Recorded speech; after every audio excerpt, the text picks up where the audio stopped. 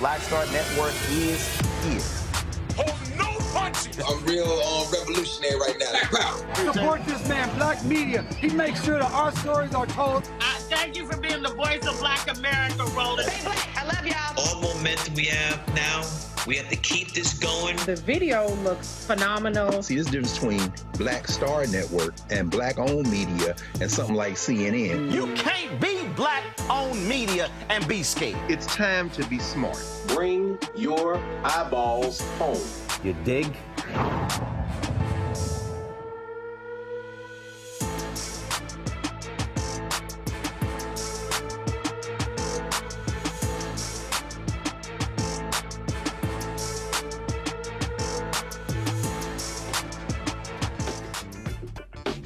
It's Thursday, April 18, 2024, coming up on Roland Martin Unfiltered, streaming live on the Black Star Network.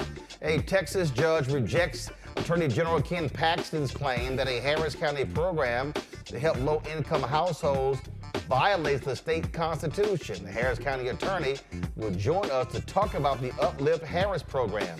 A 12-member jury has been sworn in for Donald Trump's hush money trial, but not before two jurors get excused after they voiced concerns about their safety because Trump and conservative as well as mainstream media put out a lot of details about those jurors. Black Voters Matter is teaming up with the American Cancer Society Cancer Action Network for the Sick and Tired campaign, which spotlights the 10 states that have refused to expand Medicaid eligibility. We'll be joined by Black Voters Matter National Field Co-Director. A Tennessee Republican compared legislators to ugly strippers. Yeah, he actually said that about Memphis legislators. Wait till we show the video. Plus, I want to tell you about the future of the Black Star Network on for the fast channels that we are on. All that and more. It is time to bring the funk on Roland Martin Unfiltered on the Black Star Network. Let's go. He's got it. Whatever the miss, he's on it. Whatever it is, he's got the scoop, the fact, the find. And when it breaks, he's right on time and it's rolling. Best believe he's knowing. Putting it down from sports to news to politics. With entertainment just for kicks, he's rolling. It's on go, roll, y'all. It's Roland Martin, yeah. Rolling with Roland now. He's funk, he's fresh, he's real, the best, you know he's Roland Martin now.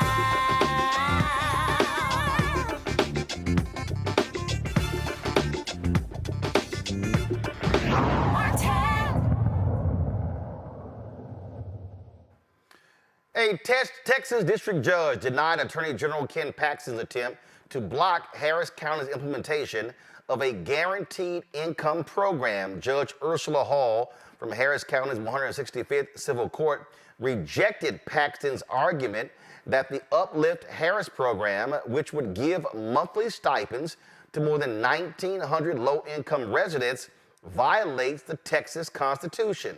The $20.5 million used to fund the program is provided by the Federal American Rescue Plan Act. The county is scheduled to begin distributing the stipends by the end of the month. Joining me now is Harris County Attorney Christian Menifee. Glad to have you here, Christian. So here's the deal here. And let's just be clear. Republicans in Austin, the state capital, they have been targeting Harris County for the last several years. Governor Greg Abbott, Lieutenant Governor Dan Patrick, Attorney General Ken Paxton, they cannot stand the fact that Democrats control the county. They did not give the county significant money when it came to hurricane relief. They stopped the county when it came to unique efforts to help people be able to vote. And so this is a continuation of the assault on the voters in Harris County because Republicans do not like the fact that it's a blue county. That's exactly right. Thank you very much for having me on here today, Roland.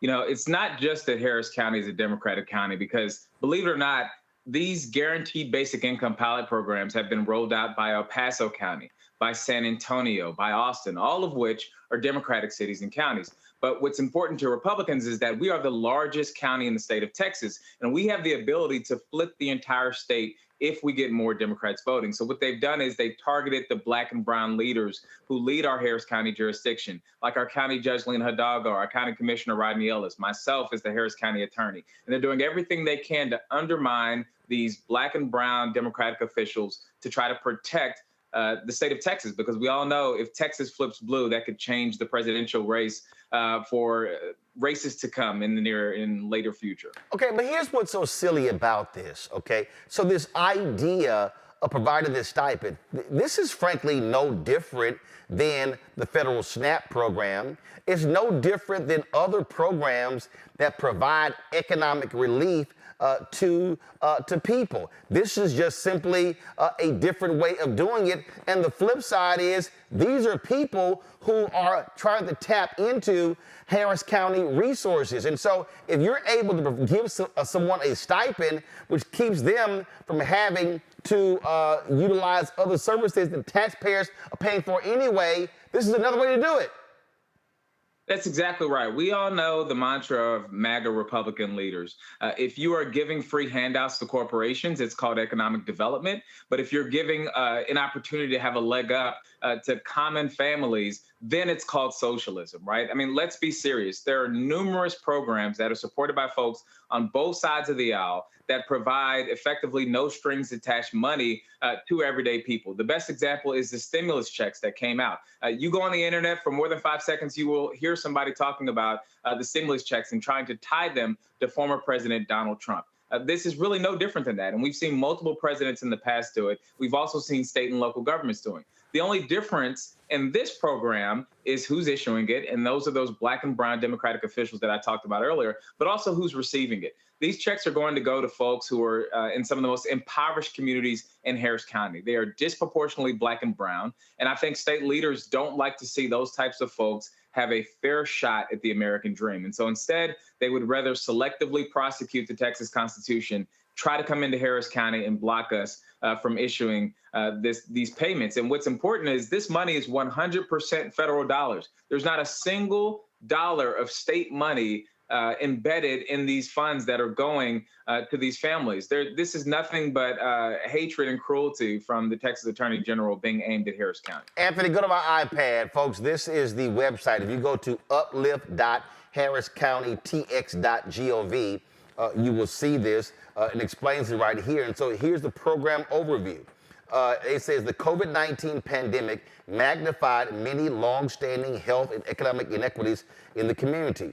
So what they did is they took this money, and they would distribute $500 per month for 18 months to eligible households. The first cohort includes residents who live in the top 10 high-poverty zip codes in Harris County.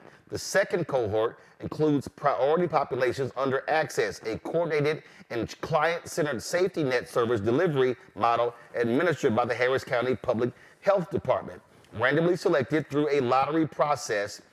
And so that's exactly what this is. Now, if you click the frequently asked questions, you'll see it right here. And so it explains the whole deal, how much it will cost, how will they measure success, and things along those lines, or the plans to expand the program. And it says it right here. The continuation of Uplift Harris will depend on the availability of funding.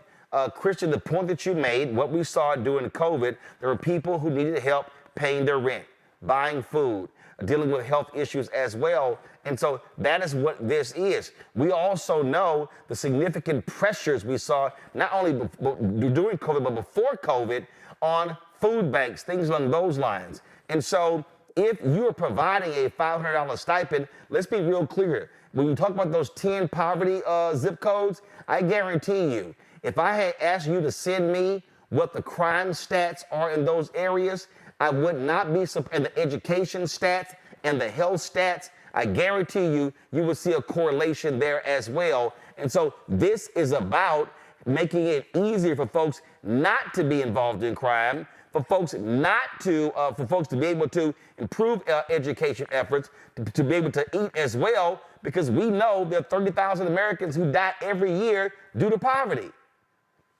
And what's important here is we don't have to guess about how folks are going to spend this money, because we already know. These types of guaranteed basic income pilot programs have been rolled out across the country by local governments. We're talking Cook County, St. Paul, all across the entire country. And in each of those pilot programs, they have collected the data and analyzed what folks tend to spend the money on. And what you've seen is when you're dealing with highly impoverished areas, folks tend to spend the money on basic necessities like housing, like food, right? Like utilities. So the idea that, this money, one of the arguments that was made by one of the Attorney General lawyers today was, oh, what if somebody goes out and buys a gun with this money, or goes on a trip to Las Vegas with this money? And, these folks grossly underestimate how much these people want the opportunity to participate in the American dream, how hard they're willing to fight for equality in this country and to ensure that they have economic access the same as everybody else. Instead, they look at them with the same old stereotypes of welfare queen or whatever it may be. But again, these are folks coming out from Austin who don't live in our communities, who don't lead our communities, trying to tell the world how our communities are going to spend the money. It's wrong, and it's selective targeting and prosecution of our Texas Constitution. And was also what you just described, what you just said there, what's real interesting about that is they sure as hell don't tell middle class and upper class and rich folks who get government subsidies on how they spend their money. It's always this attack. And if they're so concerned about somebody who's poor buying a gun, aren't these the same folks who made it so much easier to buy guns in Texas? That's exactly right. That is the exact response to such a nonsensical argument. All of a sudden, you're concerned about legal gun ownership in this country, right? After you have nonsensically broadened the Second Amendment and done away with any type of gun control restrictions here in the state of Texas. But we also know that this is really about targeting impoverished communities. These same people who say that it is unfair for a pilot group to participate in this program, they're the same folks who are trying to push school vouchers here in the state of Texas that would allow even wealthy families to use taxpayer dollars to send their kids to the private school of their choosing. This is about welfare for me, but not for thee, right? This is about folks not having equal access to our economy and doing everything they can to misuse the government in order to keep out those people who have traditionally been left out of our economic systems. It is a shameful attempt by a disgraced attorney general here in the state of Texas to play politics on the backs of real families who could really use the help. If this was fine when Donald Trump did it, if this was fine when other Republican states and local governments did it, it should be perfectly fine when Harris County does it. Christian Menifee, we certainly appreciate it. Keep up the great work and certainly let County Judge Hadal go, as well as Commissioner Rodney Ellis know. I mean, this is called helping constituents. There are people who are in need. And so this is not helping out folks get tax breaks who have yachts and private jets. These are folks who, and as you said, when they spend the money in grocery stores, that's helping the economy. When they spend the money when it comes to electricity or paying their rent, that's keeping them from being evicted and also now putting even more pressure on government to take care of those folks. So it's kind of basic, and that's why it's called a basic guaranteed income. That's exactly right. We need to rethink the way that we approach social policy in this country. We've created a system that is so skewed that we're perfectly fine with a pipeline company making $1 billion in profit while Texans freeze during the most expensive winter storm in the history of the state. But we somehow have a problem if lower income Black and brown families get $500 a month. Give me a break. I in no way believe that these are viable, reasonable arguments, and that's why I plan to vigorously do everything I can to protect the Harris County Uplift Harris program. And you just made that point there, and I just want to be able to show people this. Just give me a second. And look, I'm born and raised there in Houston, so I'm proud of what Harris County is doing. Houston is the petrochemical capital of the world. But just in case anybody wants to understand what Kristen said, and again, this is very simple. Go to my iPad, Anthony. Fossil fuel companies get, look at this here, fossil fuel subsidies surged to a record $7 trillion last year as governments supported consumers and businesses during the global spike in energy prices. The federal government provides subsidies to oil companies that have made billions of dollars in profits. But I'm sorry, those are called, as you said, economic subsidies, but they call it handout and welfare when it's poor people. And what we really got to focus on is that when those subsidies are being granted, right, when there's tax relief that's being given to these corporations, even in the state of Texas, there's no governmental agency that's really ensuring that these organizations create jobs in the way that they promise. Because that's always the argument. Yes, we're giving them tax breaks, but they're going to create all these jobs that's going to help your community. But nobody's actually going in and seeing whether they're creating the jobs that they say they're going to create. Instead, they're handouts that allow folks like the governor of the state of Texas or the lieutenant governor of the state of Texas benefit their CEO buddies, get more campaign contributions, and speak up for communities like Highland Park and River Oaks. But who's speaking up for Fifth Ward? Who's speaking up for Sunnyside? Who's speaking up for Acres Homes? My view is that is why I was elected, is to protect those communities. And so, you know, if we have to fight this all the way up to the Texas Supreme Court, I don't care who's on the other side, Ken Paxton or anybody else, we're going to fight it as hard as we can because these communities deserve a voice and they elected us to be their voice. And so of that money right here, this is a press release from Senator Sheldon Whitehouse. The United States alone, the subsidies to fossil fuel companies annually, $646 billion.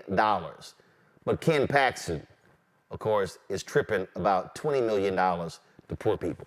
Kristen Menifee, we appreciate it. Thanks a lot. Thank you. Folks, going to a break. We come back. We'll discuss this with our panel right here on Roland Martin Unfiltered on the Black Star Network. Fanbase is pioneering a new era of social media for the creator economy. This next-generation social media app with over 600,000 users is raising $17 million, and now is your chance to invest. For details on how to invest, visit startengine.com/fanbase or scan the QR code. Another way we're giving you the freedom to be you without limits. I was just in my backyard. I just said I was manifesting about life. I said, I would love to come back because it was a great time, and these kids need that right now. They need that male role model in the schools, I think. Even on TV. Because people are scared to go into the high school. You know, the high school, you know what I mean?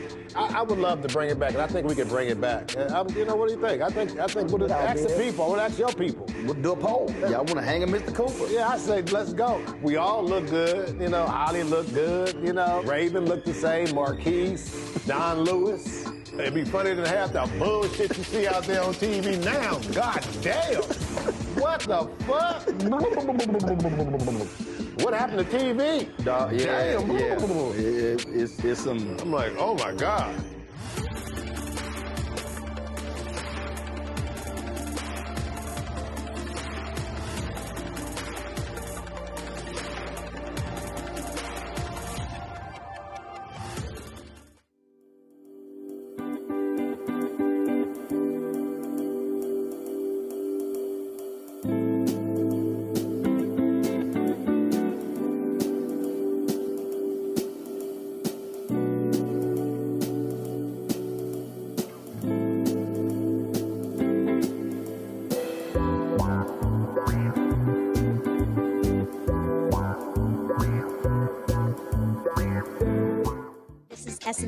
What's the love king of R&B, Raheem Devon? It's me, Sherry Shepard, and you know what you're watching. You're watching Roland Martin Unfiltered.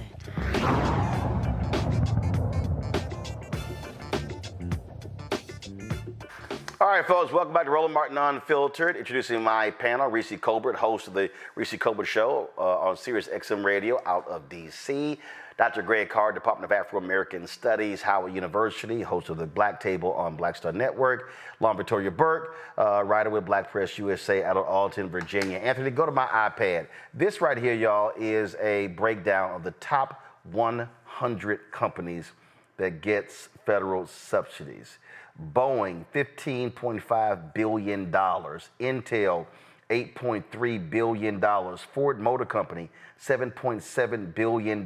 General Motors, $7.5 billion. Micron Technology, $6.8. Amazon, $5.8. Alcoa, look at this here. Foxconn, Texas Instruments, Volkswagen, Sempra Energy, NRG, Venture Global, Next Era Energy. You see, there's a lot of energy companies. Tesla, Elon Musk is always running his damn mouth, $2.8 billion. Walt Disney, $2.4 billion. Hyundai, $2.3 billion. Oracle, Shell, Samsung, Toyota, Nike, Facebook, Google, Alphabet, Comcast, Paramount Global, Brookfield, ExxonMobil, Apple. Yeah, Apple, the richest company in the world, $1.9 billion. Nissan, Berkshire Hathaway, the Oracle. Warren Buffett, his companies, $1.8 billion. General Electric, JP Morgan Chase, Jamie Dimon, $1.7 billion. The Southern Company, Energy Transfer, Duke Energy, Rivian Automotive, another electric company, General Atomics, OGE Energy, SCS Energy. Do y'all see the pattern right here over and over and over? This is the reality, Lauren. This is what happens in this country, and folk get an attitude when you talk about how do you help poor people. Yeah, surely, as the gentleman already made the point, you know, so much of this money, this is federal money, this is us paying into the system with everybody else with regard to tax money. And when someone comes up with a program to help people, the average American, we have this issue where for some mysterious reason it can't happen. And by the way, in the background, probably over this weekend, your Congress will be voting for billions and billions of dollars of your tax money to go into the war in the Middle East and in Ukraine, and probably banning TikTok.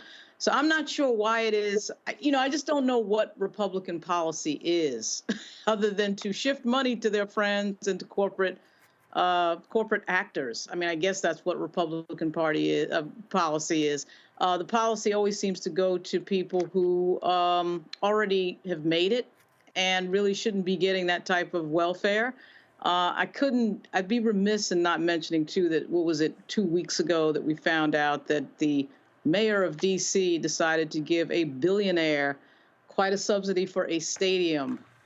$505 million after he got rejected, thank goodness, by Senator Louise Lucas in Virginia, where he wanted a $2.1 billion complex that the taxpayers of Virginia would have been on the hook for those bonds. And so, yeah, we got no problem building palaces for billionaire sports owners. But, oh, my God, how dare you use $20 million for 1,900 poor households?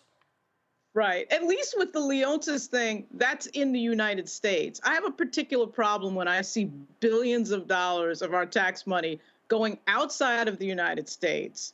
Of course, I don't think the Leonsis $500 million giveaway is a good idea. Certainly, particularly in the city of D.C., where you do have a quadrant of D.C. that everybody ignores, which is the black folks in South. Everybody wants to pay attention to Northwest all the time and DuPont Circle as if that's the only part of D.C. But that investment that goes into that stadium could go into building state-of-the-art high schools, state-of-the-art learning institutions, and it does not. We see that all the time, and it is amazing to me. Reese, this is from the Cato Institute, a libertarian/conservative, whatever the hell they are. They say there are 8 types of corporate welfare. You see right here, quote, the federal government spends more than $100 billion a year on business subsidies, including farm subsidies, energy subsidies, broadband subsidies, aviation subsidies, and small business subsidies. And so they so they list them. And they say corporate welfare is a complex phenomenon, especially today because government has become so large. So they say corporate welfare is expand sales, expand profits, receive bailouts, reduce competition, tilt the playing field, hijack benefits, offload costs, abuse contracting. And so you see right here, here's a perfect example. They say one company that caught the attention of federal auditors was TransDigm, which produces military parts. Defense News reported in 2019, the Pentagon paid contractor TransDigm $1,443 for a 3-inch ring called a non-vehicular clutch disc, which is used in the C-135 transport aircraft, though it cost the company just $32 to produce. Auditors found that the company earned excess profit on 112 of 113 contracts they received. Oh, but we are bitching that broke people are gonna get $500 a month. Yeah, let's just be clear. This isn't about trade-offs. The Republican policy of obstructing cash payments to lift people out of poverty, to make people who are the working poor more comfortable in their lifestyles. It's not about trade-offs. It's not about our capacity as a nation to do something about the state that people are in, people who are largely working one or more jobs. This is about cruelty. The cruelty of it is the point. The subjugation of a group of people who, as long as they are subjugated, as long as they are just barely keeping their head above water trying to make ends meet, they're going to be disengaged from the political process. And we know that with Republicans, the more people are engaged, the more that people can connect the dots between politics and their own station in life, then the worse that Republicans do, unless you're talking about the very wealthy. So sure, they're going to continue to support billions in subsidies for corporations who have lobbyists who keep them employed indefinitely. Of course, they're going to support that. Are they going to support people who who are working, who are poor, who are in poverty? Of course not. We had that opportunity with the first stimulus package that the Biden-Harris administration passed, where we saw 50% of children lifted out of poverty for 1 year, and that expired because of Republicans and people like Joe Manchin.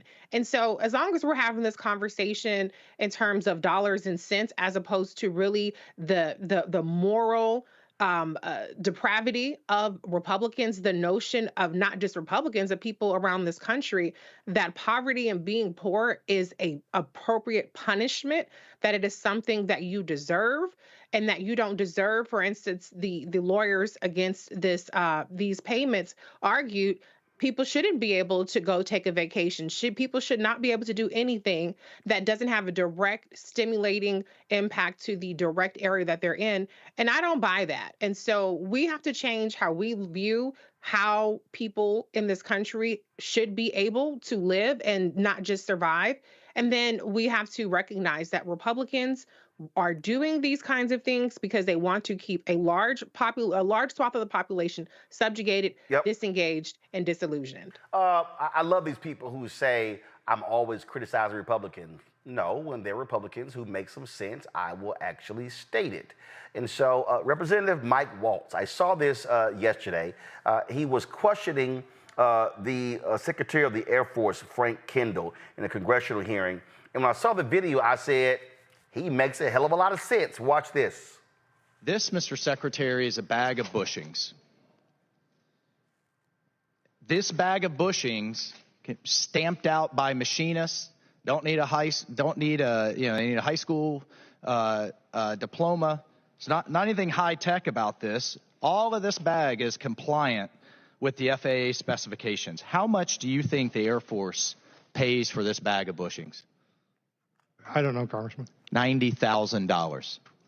This is a $90,000 bag of bushings that you need for any jet turbine engine just to operate. So the exorbitant cost due to DoD only buying commercial parts from the OEMs, which is essentially sole source, is literally driving us out of business. I mean, the interest on our debt alone is now exceeding, for the first time in American history, the entire defense budget. We can't afford it anymore. This, Mr. Secretary. Now, the thing here, Greg, that, again, it's crazy to me, that bag, 90 grand. Now, we know that bag don't even cost $50, okay? And what happens is then they laud, oh, look at these great CEOs. And so what ends up happening is they're driving profits for their companies. So then they're paying the CEOs crazy amounts of money. CEOs today are making far more money. The gap between what they make and the workers make is at its highest in American history. And what we have in this country, we have people in this country, and yes, mostly Republican, who attack, who denigrate, who trash, who dog poor people. When we know during COVID, who the hell were the actual frontline workers? It was the same poor people. It was the folks at grocery stores. It was the folks who were picking up trash. It was the folks who were working in hospitals. And so we love to sit here and look down on these people. And oh my God, if a Ken Paxton, okay, who should be sitting his ass in federal prison because he is corrupt, who should have been impeached, but Republicans in Texas have no guts. There were a few that did, but they also got bought off by billionaires in Texas. And because he is doing their bidding, this is what you have in this country, and how shameful and despicable for these folks to complain about a guaranteed income. We are guaranteeing income to a lot of companies, energy companies and defense companies in this country. Absolutely. I mean, Roland, we're at an inflection point, another in a series of endless inflection points in the United States of America and in the global economy. People are in power around the world in the so-called advanced economies anyway, by appealing to fear. You see Modi in India. 1 billion people will go to the polls in India over the next month and a half. And Modi has played to the most base instincts in the Indian population, racist, nationalist instincts. The United States is no different because the rich don't have any respect for national boundaries. By that I mean there was a recent article on what is being called passport diversity. Diversifying citizenship. The rich getting more than one passport, 2, 3, or more passports to be able to move physically the way they move their money across national lines. These are the people who are subsidizing the politicians who make the policy, who are trying to insulate themselves from the will of the populations that elect them. And as you say, Reese, I'm full agreement with you. You know, the idea that, you know, as Adam Serrera, who had on this network many times, wrote in his book in 2018, the cruelty is the point. You've got to keep fear and division going. Elon Musk, who has multiple passports, of course, moved from Delaware to Texas, as you know and have talked about, because the Delaware court said you can't pick up your $56 billion bonus. So he moved to Texas because Texas invited him there to lure him there to be able to get this money. And he wants to stiff, by the way, his lawyers at Tesla as well, who are arguing that he shouldn't get that kind of a bonus. The point is that there are no laws that politicians don't make, but that those laws must be made by politicians who are elected. So what do you do in Texas? You keep appealing to a fantasy that somehow someone with no money, because of the color of their skin, aspire to become a billionaire, and one day they'll be a billionaire, so they'll vote. You suppress the vote, and then when things like this universal basic income experiments come along, you stress the cruelty. You're giving it to N-words. You're giving it to lazy Mexicans. You're giving it to all the stereotypical things that you put forward to try to make your point. Finally, this. Listening to Councilor Menifee, and again, to the way that you're talking now, that's how we have to talk now.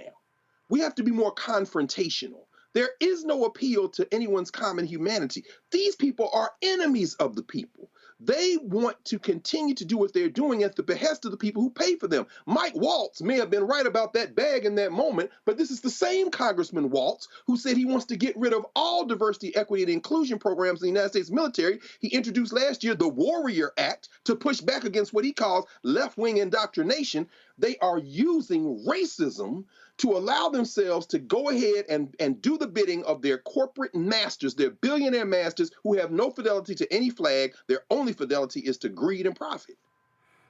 This is why, folks, this is why you are seeing the Poor People's Campaign. This is why you're seeing what Reverend William Barber is doing in terms of what they're doing, raising awareness all across this country. And this is also why what they want to do is they really want to get these working class poor folks to be engaged in the political process because the numbers are there. They can actually shift the politics in this country.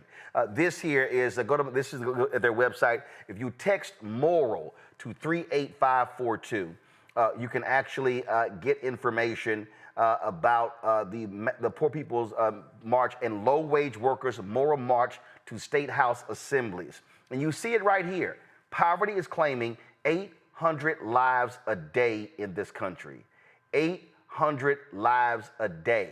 And so this is what's going on. Now, they had a campaign that was in March, but they also are planning a massive campaign in June. We're going to be there broadcasting that. We were there last year as well. But I just need folk to understand. I need people to understand what you see here are people, and we see these Republicans in Texas, in Tennessee, in Florida, in Mississippi, in Alabama, in Georgia, in Arkansas, in South Carolina, in North Carolina. They are directly attacking poor people. And this is the moment where white poor people today need to be thinking like those broke white folks did during Reconstruction and say, we need to be aligning with these freed slaves of African descent because guess what? Our quality of life gonna get better when theirs get better because broke is broke. And I'll say this here.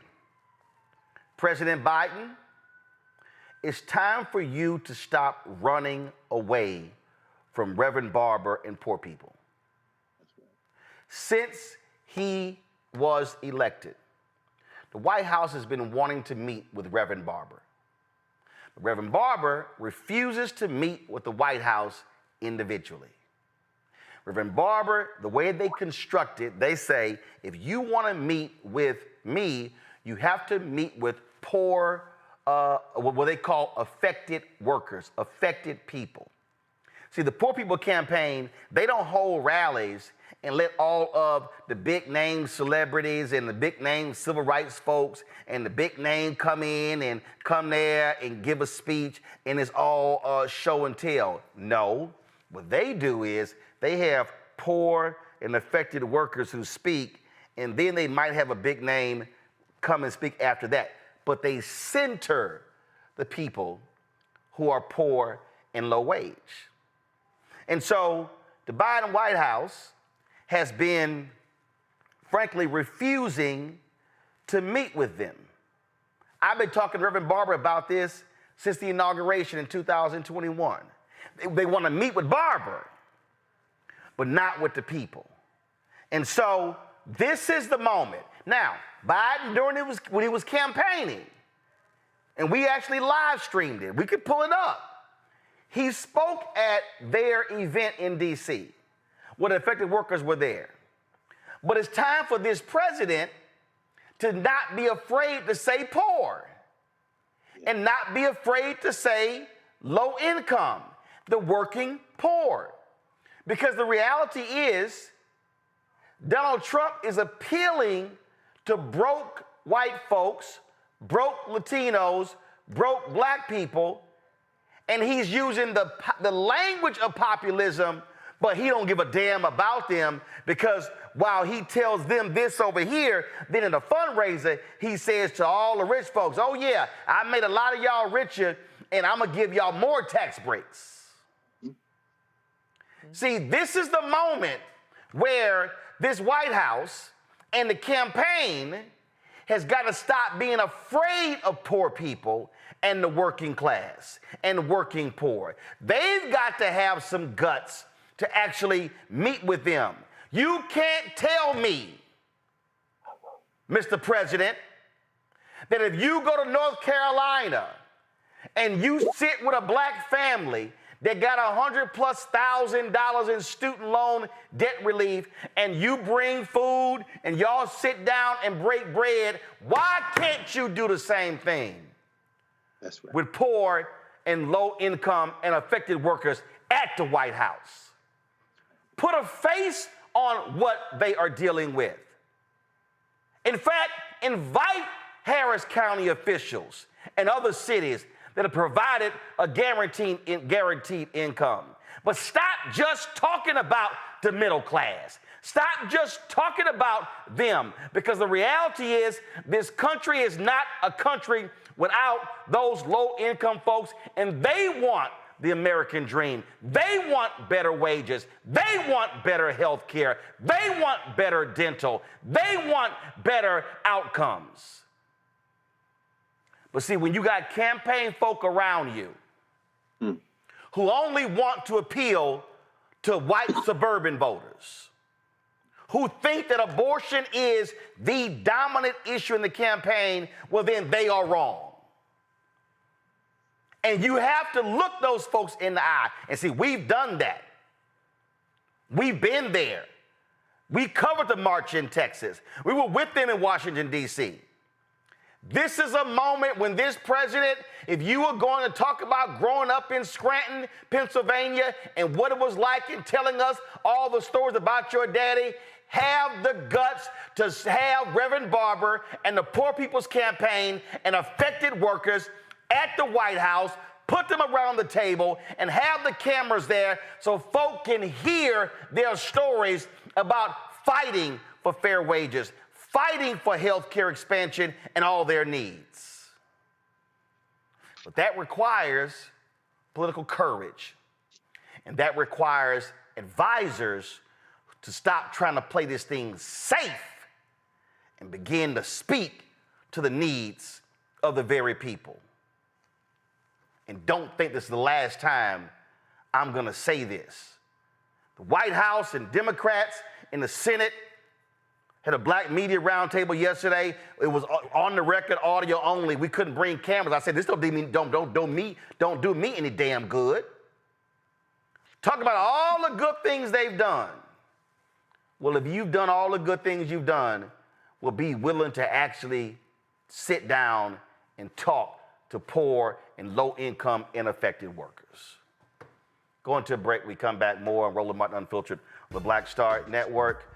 Please, folks, support us in what we do. Join the Bring the Funk Fan Club. Your dollars make it possible to do what we do. So your check and money order to P.O. Box 57196, Washington, D.C. 2037-0196. Cash App, $RM Unfiltered, PayPal, R Martin Unfiltered, Venmo's RM Unfiltered, Zelle, Roland at RolandSMartin.com, Roland at RolandMartinUnfiltered.com. We'll be right back. Next on the Black Table with me, Greg Carr. The enormous impact of race, education, and affirmative action in America, and how, believe it or not, white America is starting to feel a little bit of the pain. Dr. Natasha Waraku joins us with a case study of one suburban community and how it reacted when the minority students started to excel. And most people didn't say this explicitly, but was that, the academics standards are getting higher in part because of the Asian kids. And that is making our kids really stressed out. So we need to reduce the amount of homework teachers are allowed to assign. She shares a perspective that you don't want to miss. That's on the next Black Table, only on the Black Star Network. Fanbase is pioneering a new era of social media for the creator economy. This next generation social media app with over 600,000 users is raising $17 million, and now is your chance to invest. For details on how to invest, visit startengine.com/fanbase or scan the QR code. Another way we're giving you the freedom to be you without limits. On the next A Balanced Life with me, Dr. Jackie, how to live the dream without it turning into a royal nightmare. We'll meet an entrepreneurial couple who've been living the dream for nearly 30 years, and they're still going strong, speed bumps and all. I was all one trying to hold back, but he thinks he can do anything. He's like, no, we're going to do it. Let's do it. Let's just jump into it. And it has worked. It's a thing of beauty, literally. That's all next on A Balanced Life on Black Star Network.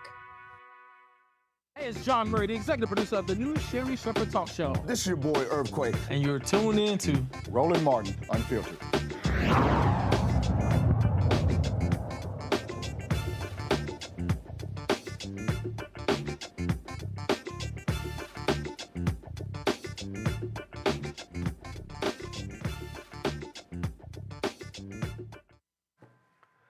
Black Voters Matter is partnering with the American Cancer Society Cancer Action Network to relaunch its Sick and Tired campaign. The tour will spotlight the 10 states that have refused to expand Medicaid eligibility, affecting more than 2 million Americans. Fanika Miller is the Black Voters Matter National Field Co-Director. She joins us right now. I'm glad to have you on the show, Fanika. So first off, what are the 10 states? Hey, Roland, and thank you for having us today. The 10 states that we're working in and focusing on this campaign are Alabama, Florida, Georgia, Kansas, Mississippi, South Carolina, Tennessee, Texas, Wisconsin, and Wyoming. And so walk us through what's going to be happening on this tour. Yeah, so we are hitting 5 states in 6 days and 8 stops. Everybody is familiar with Sick and Tired. It is the famous quote from civil rights activist Fannie Lou Hamer. I'm sick and tired of being sick and tired, which is a rallying cry for movements expressing the exhaustion and, the continuing fight against injustice. And this quote serves as a reminder of the enduring struggle for equality and courage. And at BVM, we have adopted that mantra for our health equity campaign, and we refuse to accept the lack of access to health care in those 10 states that we're working in. It's also an affirmation from this country's inception that Black folks have been propping up democracy on our backs to the detriment of our very health and wellness. And so this campaign campaign will kick off tomorrow in Memphis, Tennessee. We are taking it to the streets like we do best on the blackest bus in America with our partners and grassroots folks on the ground to raise awareness about the key issues that disproportionately impact Black communities and access to resources. And so, first of all, when it comes to the American Cancer Society, how did y'all partner with them? And what has been their interest on this topic? We partner. I think we began our partnership with them maybe in 2021 because, you know, Black Voters Matter. We have a deep reach, right? We talk to our people differently. We partner with folks in communities and on the ground. We give legs to movements and folks who are doing social justice work. And so we got on their radar. Again, because of the disparate impact of health injustices and inequities in Black communities. And we just thought it was an ideal partnership. You know, we have folks who are laser focused on health equity. We have us who are trying to raise awareness about the issues that impact Black voters every single day. And, you know, so this partnership has truly blossomed. They are have been really strong supporters and allies for us in this movement and allow us to lead this work in the way that we lead it, the way that we talk to our community members. And so we're happy to just be on this train together, moving the needle. Questions from the panel. Reese, you first. Yeah, thank you, first of all, for the work that you do. I covered the lack of Medicaid expansion in my midterms books in 2022.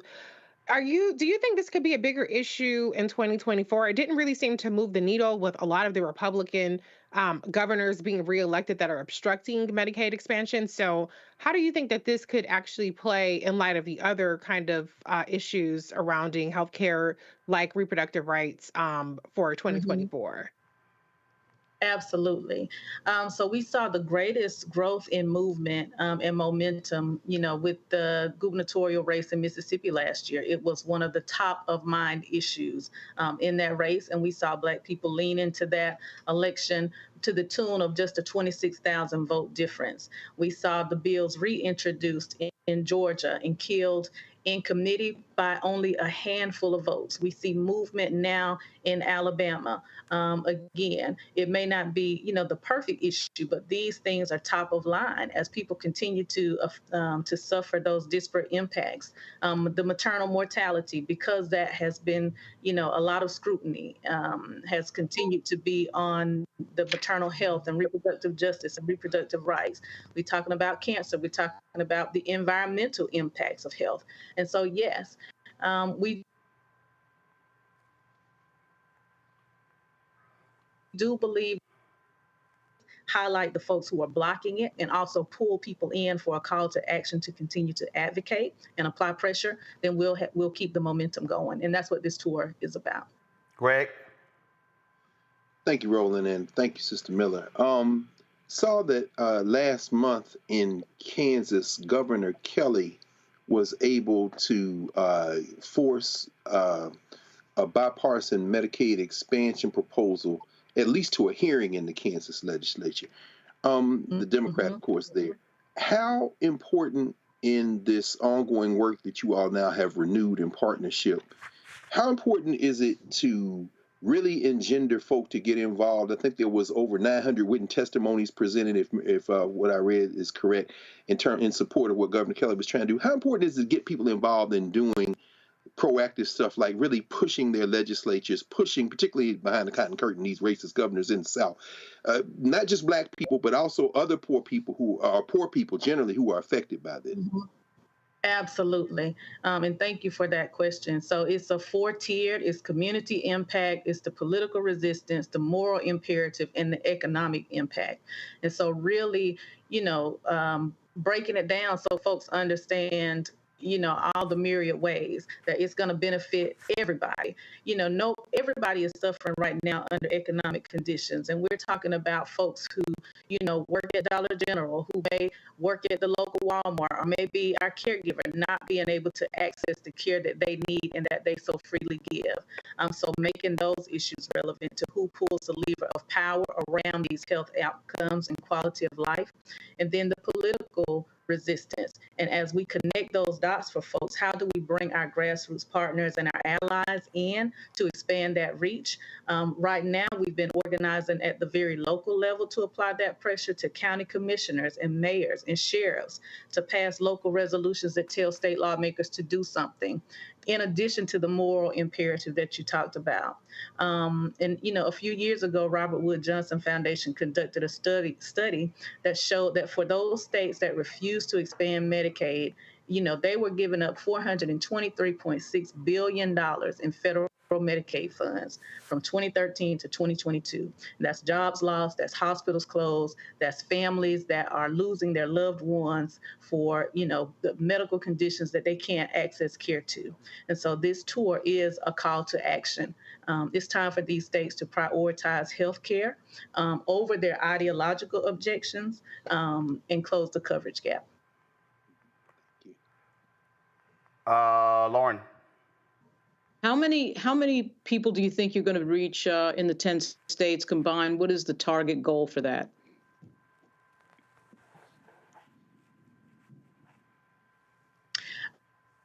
We have worked with partners in ACS CAN to produce this film in due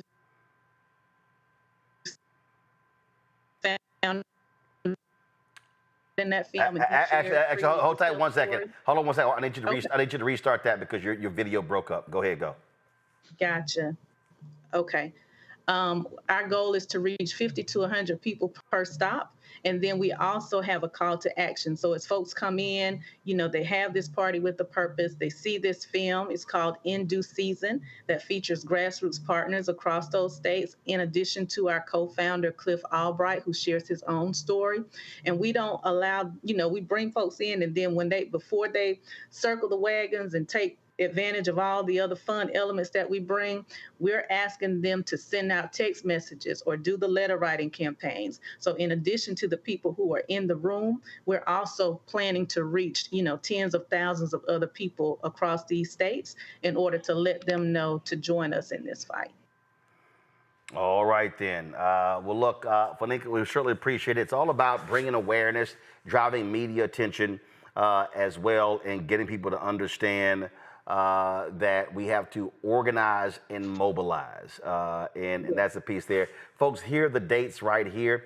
April 19th, they'll be in Memphis. April 20th, Jackson, Mississippi. April 21st, Montgomery, Alabama. April 22nd in Atlanta. April 23rd, Macon, Georgia. April 24th, Albany, Georgia. April 25th, Tallahassee, Florida. Those are the dates right there for the Black Voters Matter Sick and Tired Medicaid Expansion Campaign. We appreciate it. Thanks a lot. Thank y'all. Have a great day. All right, then. So, folks, you heard us talk about in the previous segment about the guaranteed income in Harris County and what you're seeing. And what I need everybody watching and listening to understand and to listen to me clearly here. When I say that there is an attack, a very clear attack on workers, on poor, low-income workers, believe it when I tell you this. Go to my iPad. In Louisiana, lawmakers voted to remove a law requiring lunch breaks for child workers. Florida and Texas passed laws prohibiting cities from passing laws requiring water breaks for folk who work outdoors. So when we talk about Medicaid expansion, we talk about, again, who are these people? These are the working class, the working poor, low-income people. These are the type of attacks that Republican legislatures are leading. See, here's the whole deal. All y'all folk who like, man, you sitting here, you on the plantation, you shilling for the Democrats, you just trying to make us vote Democrat. I'm stating fact. Literally. The headline, boom. Since the Republicans got a supermajority in Louisiana. It's right here. Louisiana lawmakers vote to remove lunch breaks for child workers, cut unemployment benefits. A House committee approved the bill along with others to reduce unemployment benefits and workers' compensation wages. So see, for all y'all, you're just trying to make us vote Democrat. You shilling for the Democrats. These are Republicans. These are Republicans in Louisiana. Democrats can't stop it. They got a supermajority in the House and the Senate, and they got a MAGA Republican governor. See, some of y'all think I'm just joking. No, I ain't. I'm telling y'all what the real deal is, what's going on. In the next segment, I'm gonna show you what they're doing when it comes to cops. Not Democrats, Republicans. But see, some of y'all playing games with this election. And some of y'all want to flirt with Trump. Y'all, they are doing this state by state by state and want to do it on a federal level. But again, go ahead and play games if you want to and see what I'm talking about. I'm going to go to a break and we're going to play this video here. The Poor People's Campaign had their, kill the music. The Poor People's Campaign had their, of course, march, kill the music, please. Poor People's Campaign had their march. Well, they went to state capitals. This was on March 2nd. But they're going to be doing this in June as well. But I want y'all to listen. I want y'all to listen to the video, and I want y'all to listen to the potential voting power of poor and low-income and working-class people, and how poor, low-income, and working-class people, if they, one, are targeted, if they are organized and mobilized, they can determine the outcomes of elections all across the South, the Midwest, the Southwest, hell, the whole country. The voting block is real if politicians actually pay attention to them. Play it.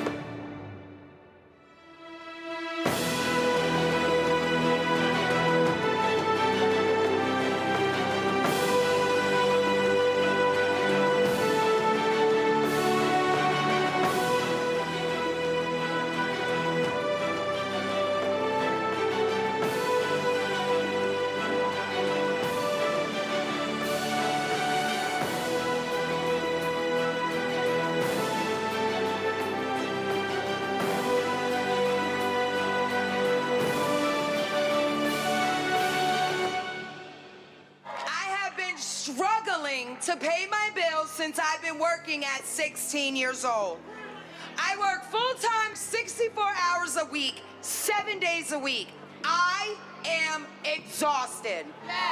Our government finds it necessary to ban abortion, to say that they are saving our children.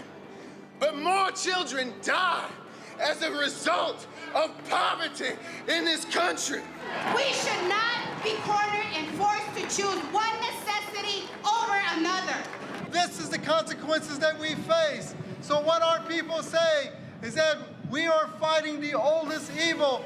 No matter how you call the holy all of our sacred texts compel us to create a world in which there is enough for us all. In the face of a distorted moral narrative of religious nationalism, we declare that silence is betrayal. We gather on these streets in the spirit of the prophet Amos, who declared, hate evil and love good and establish justice. We heed the charge from the Holy Quran. Ya ayyuhalladhina amanu kunu qawwamina bil qist. O you who have believed, be persistent, standing firm in justice, witnesses for God. Hope comes from the bottom, from those most directly impacted by the profound evils of America. Our votes are not a show of support. They are a demand. We will raise our cry and we will call for change because nothing less would be a betrayal of our sacred commitment. We are here. We are the poor and dispossessed, and we are here. Until children are protected, sick folk are healed, low-wage workers are paid, immigrants are treated fairly, affordable houses are provided, until saving the world and diplomacy and living in peace is more important than blowing up the world. We won't be silent anymore. If we've got to march, we'll march. If we've got to engage in nonviolent direct action, we'll engage. If we have to ask workers to make election day a labor strike day, we'll do it. But until then, we won't be silent or unseen or unheard anymore.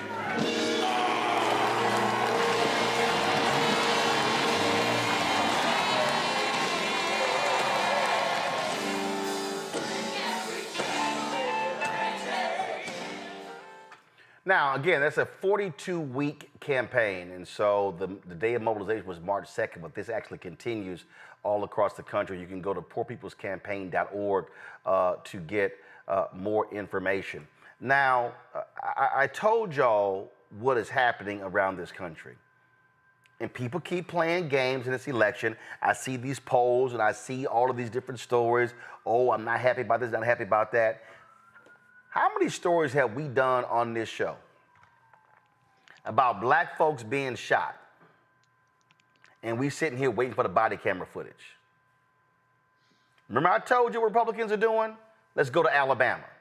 Right here from AL.com. Alabama lawmakers vote down legislation to make police body cam footage public record. See that? Alabama legislation requiring the public release of police-worn body camera footage was defeated Wednesday in the Senate committee. The bill would have made body cam and dash cam video footage a matter of public record, requiring release within 30 days of a request to view it. It also would have made the video accessible to families who requested to view it. It would have allowed the public to appeal to a circuit judge if law enforcement denied their request to review the footage. The judge would then have the authority to decide if the footage should be released according to the bill. And guess what? They were like, nah, no. And guess what? You see it right here. The legislation was named after two black men who were killed during altercations with police last year, both of which sparked protests and demonstrations in two Alabama cities. Stephen Perkins was shot and killed by police in his front yard in the middle of the night on September 29th. He was 39 years old. Jawan Dallas was shot after an altercation that involved tasing by two Mobile police officers on July 2nd. He was 39 years old as well. That's Alabama, okay? So you might say, okay, well, what else? Well, check this out. Right here, y'all gonna love this one here. Roll a video. 108, resisting an officer. For those people who are driving an automobile and is unable to produce identification, the officer can effect an arrest to be able to put the individual in an identification system so they can ID the driver. So again, if I do not have my identification, what will happen to me today? Under currently, under the passage of your bill, is if and the officer believes you're not giving the correct information, you can't produce identification, and he can't verify what you're telling him, that he has the ability to effect an arrest on you so he can identify you through a computer system that we use based on fingerprints. So you're adding the fingerprints to this situation. So if I give him my name and he does not think I'm giving the correct information, then he will arrest me. Yes, ma'am. During a stop. So what would that look like? No, this bill would allow them to take them into custody, bring them to a place where they have a system where they can use the fingerprints to identify them. Well, it could be the jail. I think every agency is different. It could be the police station. It could be the parish correctional facility. It could be a local police department, wherever that system is housed at for the parish. So basically, will not necessarily be if the officer thinks that you're not getting the right information. It's technically for anyone who does not have an ID. Yes, ma'am. Anyone. Yes, ma'am. Members, this bill adds a section into 14108, resisting an officer. That's what's happening in Louisiana. How many black folks in Louisiana? How many? Some also say that they're doing this because they want to go after migrants who come into the country illegally. But y'all know how this is going to actually impact us. Notice how it's going to impact us. Now, here's what's interesting. This tweet right here says, Representative Fontenot from LaForge Parish, Louisiana, made many claims in his full statement that this was being aimed at illegal immigrants, but none of that is actually lined out in the bill. That's him right there, a Republican from District 55. That's how you contact him. Right there. You got his phone number, his email. Phone number is 985-447-0999. Email is hse055@legis.la.gov. Yeah, he Cajun, he ain't Creole, so he not one of us. So here's the actual bill right here. Now, y'all tell me what you think is going to happen. If the officer, he don't believe you giving the right name. He don't believe you giving the, you don't have your ID. You forgot it. Y'all, I've actually done that. I thought my wallet was in my backpack. Dang, it was at home. Oh, you get pulled over. Now you can get arrested, take you down. Oh, we're gonna have a system where we're gonna have a system to figure out exactly who you are. Mind y'all, the law says not having an ID, you can get stopped, and they don't even you didn't commit a crime, but they're gonna ask you for your ID. These are the type of things that are happening all across the country. And when we sit here, Greg, and tell folks why vote matters, it's a whole, Louisiana is passing a slew of laws. Since that MAGA Republican Jeff Landry took, they want to rewrite the whole Constitution, the state Constitution, in 2 weeks. They have been passing laws left and right. And for all them black folks who sat at home, and let me be real clear, the Louisiana Democratic Party was trash. Katie Bernhardt didn't even get elected as the new chair. It's a brother who got elected, and pull up in a second. But then people say, well, man, I ain't know about the election, and did nobody show up? Guess what? Louisiana, especially black folks, y'all are in for 4 years of hell because they are passing bills that are shameful and despicable and can't be stopped. That's what happens when we tell people why vote matters. Greg, go ahead. No, you're absolutely right, Roland. Of course, listening to you walk through this activity of the white nationalist legislature of Louisiana, it's just a bracing reminder of why this platform matters so much. Even the conversation earlier with Fanika Miller and Black Voters Matter. It may seem like we're fighting an uphill battle, and we are, but we're not fighting a losing battle. To punch through the noise, to punch through the TikTok videos and the YouTube shorts, these are technologies that can be used, but there is no substitute for the slow work of organizing and building collective strength. These people are open enemies of our common humanity. They have absolutely no interest in humanity. They have interest in power. They have interest in their own miserable lives and those of their masters who fund them. And they are running and they maintain their power through shrinking the electorate, for keeping people ignorant, and for appealing to the most base instincts in humanity, hatred and fear.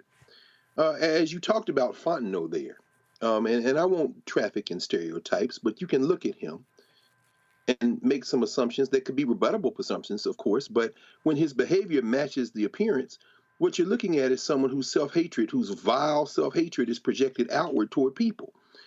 In that same Louisiana legislature, when you talked earlier about this idea of not allowing children to have breaks, one of the key sponsors of that legislation in Louisiana is a dude named Roger Wilder.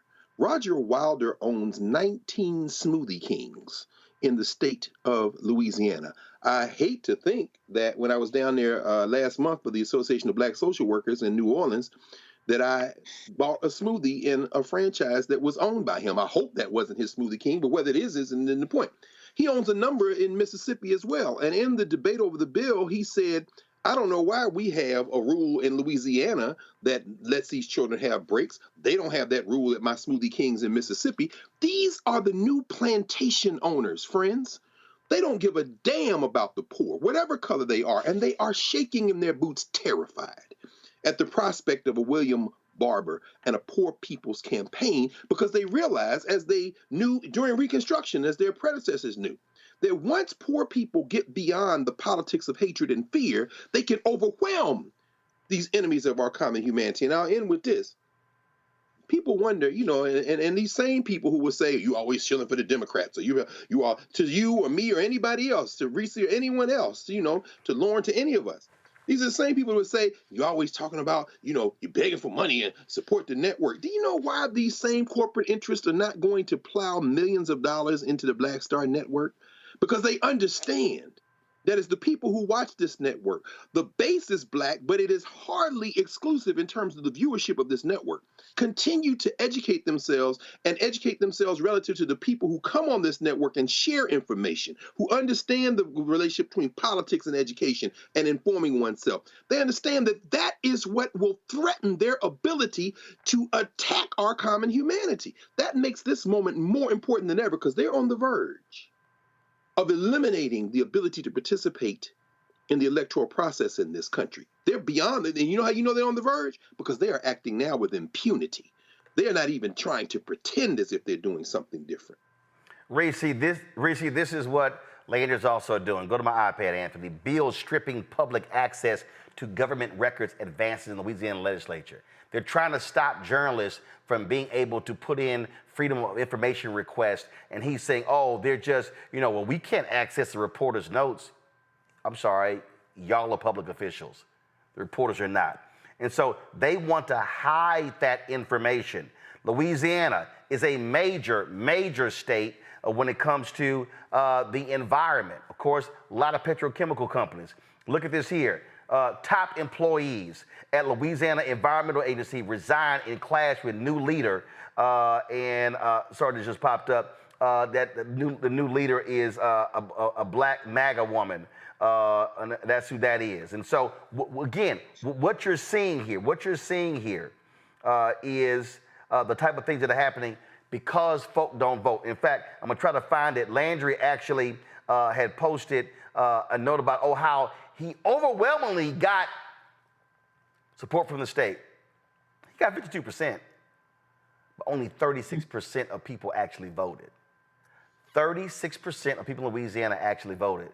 That means 64% stayed at home, and he's running roughshod with his MAGA agenda. But folk want to criticize us for raising the awareness of this sort of stuff. Yeah, you're shilling for the Democrats. Okay. hey, knock yourself out for living in New Orleans. I'm sorry, for living in Louisiana under this MAGA rule? Well, first, to anybody who wants to throw out shilling for Democrats, fuck you very much. I don't give a damn if that's the way you want to put it, to be dismissive of pretty much objective facts on which political parties are doing what. If you have a problem with that and you can't accept that information, then I think that's a personal problem. That's not a reflection of me or anybody on this panel. So let's just start there. But citizenship is always on the ballot in this day and age. It was on the ballot when 60-something% of people in Louisiana decided to stay home. Landry was not given a mandate by any means, but unfortunately, a majority of votes, and in terms of the votes cast, is all you need to become a governor. And so that's what he got. And he has the basic authority to do anything that he wants to do because of the majority having a Republican trifecta in Louisiana. And so when you see bills like the one that you were discussing about now how, basically people can stop you and arrest you if they suspect you of being an undocumented immigrant, that is the reason why it's not limited in the language to that specific demographic, is because it is a pretext for fucking with anybody. And who do they normally choose to mess with? Black people. So if you notice, now the rhetoric around Haiti is ratcheting up. See, now that they got enough Black people on their side with the anti-Northern Triangle immigrants, or anti-Northern Triangle immigrants or anti-Mexican immigrants, now they're starting to pivot to talk about Haitian immigrants and ratchet up that rhetoric around them, because as they're starting to put these laws in place that allow basically omnipotent powers for police to make you have to show your papers, prove that you are an American citizen, prove that you are who you say you are, to their satisfaction, which is subjective. Arrest first and then figure it out later. Meanwhile, your ass in jail, and so you done lost your job. You done lost all kind of other stuff because you missed work and whatever else is going on. Car got impounded, whatever.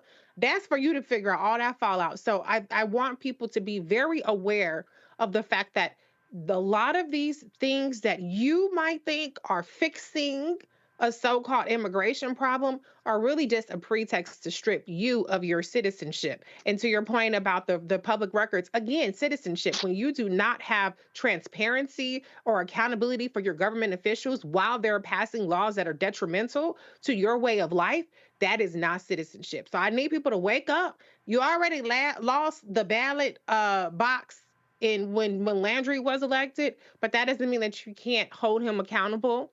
And as these elections are coming up this year, continue to do your part and just go out and vote. If you don't vote, then you just at the mercy of everybody else. And Lauren, here's the whole deal. You want to understand how this MAGA Republican, what he's doing, and we're seeing this across the country, especially in the South, where a majority of Black people live. Go to my iPad, Anthony. This was in November. Landry literally threatened to withhold money for New Orleans to fix its crumbling water infrastructure unless the DA prosecutes abortion cases. My God. So he's saying, hey, DA, you don't prosecute abortion cases, y'all keep having that raggedy water, keep having messed up infrastructure. That's what he's threatening. That's sick. Yeah. Wow. The name of their game obviously is control. The name of their game is to panic really over the fact that the changing demographics in the United States means that they're not going to be in control for too much longer, and they understand that. So they're setting the groundwork for trying to stay in control. And, when you see things like officer discretion stop involving not having an ID as a pathway to an arrest, that's a pretty amazing scenario, that you could actually be arrested for not having an ID or proof of who you were, because it happens all the time that people don't have their IDs. So that's an officer discretion thing, like failure to obey, which is another catch-all where, effectively the officer can decide to do whatever they want. But all of these things disproportionately, of course, impact poor people. And in so many jurisdictions now, it's all but illegal to be poor, because now if you're sleeping out on the street, if you're in a public area and you're homeless, the police have sort of a blanket right to frankly harass you or try to get you to move along. I'm in one of the 5 boroughs of New York right now, and I was in Manhattan earlier, and it's amazing to me. So many of the interactions I see with law enforcement are typically with somebody homeless in law enforcement. It's not somebody really breaking a law, as it is law enforcement trying to move people along. I will give New York some credit. They do have folks walking around in public places that have sort of, they're probably volunteers. I don't know that they're city employees that are geared toward the homeless to speak to the homeless, but that's not enough in a city of 8 million people. But at any rate, the Republican Party, and also to this idea that I really don't ever feel like I have to explain anything when we talk about the politics of the details of what the Democratic Party does versus the Republican Party. To me, if you're not smart enough to figure that out by now, after the Capitol gets attacked and all this other mayhem when Donald Trump showed up, then you're not very smart. But there's an industry, particularly online, in being contrary. And there's an industry in just saying the opposite of what everybody else is saying because it's an attention getter.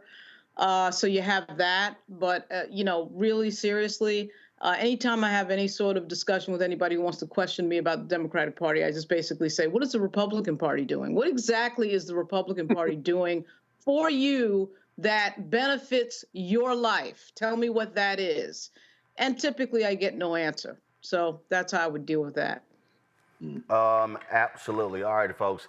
I got to go to a break. We come back. Lots more to talk about, including what the hell is this dude in Tennessee talking about, comparing the work on a bill to ugly strippers. Gonna play that video for you. Got some other stuff we're gonna talk about as well. You're watching Roland Martin Unfiltered on the Black Star Network. Fanbase is pioneering a new era of social media for the creator economy.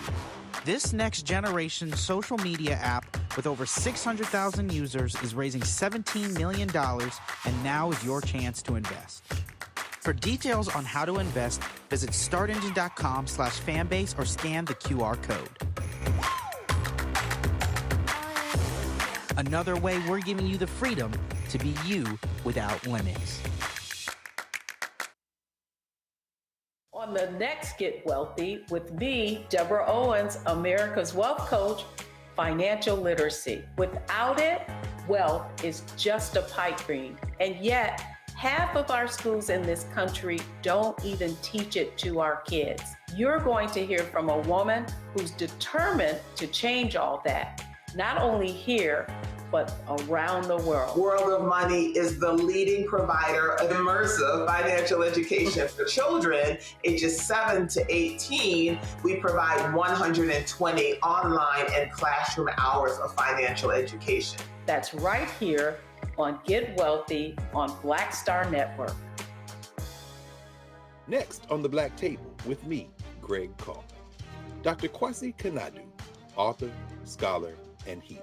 He is one of the truly representative thinkers and activists of our generation. I had a dream, a particular night, and when I woke up, several ancestors came to me, and they came to me and said, "We really like what you're doing, but you have to do more."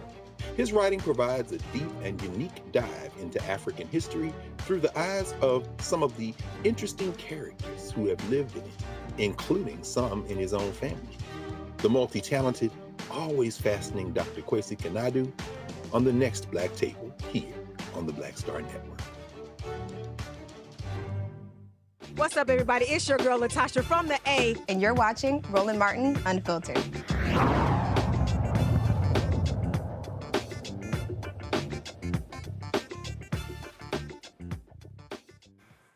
We talked about how Republicans are absolutely failing this country. You don't have to take my word. They said it themselves. Another member of Congress resigned today. So now I'll be told, Chip, we only have a 1-seat majority or 2-seat majority. I don't even know what it is anymore. Let me ask you a question. Does it matter? In 2018, we had the House, we had the Senate, we had the White House, and we had a bigger majority than we have today. And we utterly failed to secure the border. Totally dropped the ball. Didn't do it. We have nothing, in my opinion, we have nothing to go out there and campaign on, Chris. It's embarrassing. Right. Well, I know the Republican Party in the Congress, the majority, has zero accomplishments. Now, of course, this place just keeps going downhill, and I don't need to spend my time here. We've taken impeachment and we've made it a social media issue as opposed to a constitutional concept. Mike Johnson's ability to talk me into staying here is going to be about as successful as his ability into talking me into unconstitutional impeachments. Republican voters across the country are sick and tired of Republicans because they never do anything. We can't blame Joe Biden and the Democrats for why the Republican-controlled House of Representatives hasn't passed single subject spending bills. One thing. I want my Republican colleagues to give me one thing, that I can go campaign on and say we did. One. 2024 is Donald Trump. If he's the candidate, is very scary. A few moments later. Joe Biden had the largest public investment in social infrastructure and environmental programs that is actually finishing what FDR started, that LBJ expanded on, and Joe Biden is attempting to complete. Programs to address education, medical care, urban problems, rural poverty, transportation, Medicare, Medicaid, labor unions. And he still is working on it. I'm Joe Biden, and I approve this message. So the folks, they put that video together. But check this out. Y'all, you know, all these Republicans running around talking about, man, Joe Biden's policies, they're hurting the working people. And when you hear Tim Scott running his mouth, did y'all see this story? Remember when Biden's Consumer Financial Protection Bureau announced they were lowering credit card junk fees, which ranged from $30 to $41 a month, down to $8? Go to my iPad, Anthony. Republicans want to repeal that. In fact, I'm going to find the video. One of the Republicans actually said Americans have no problem with credit card junk fees. Right here in the House, they have pushed, the House Financial Services Committee voted to advance a bill that would repeal those rules, capping the fees. Guess who proposed a similar bill? Now go back. Guess who proposed a similar bill in the United States Senate?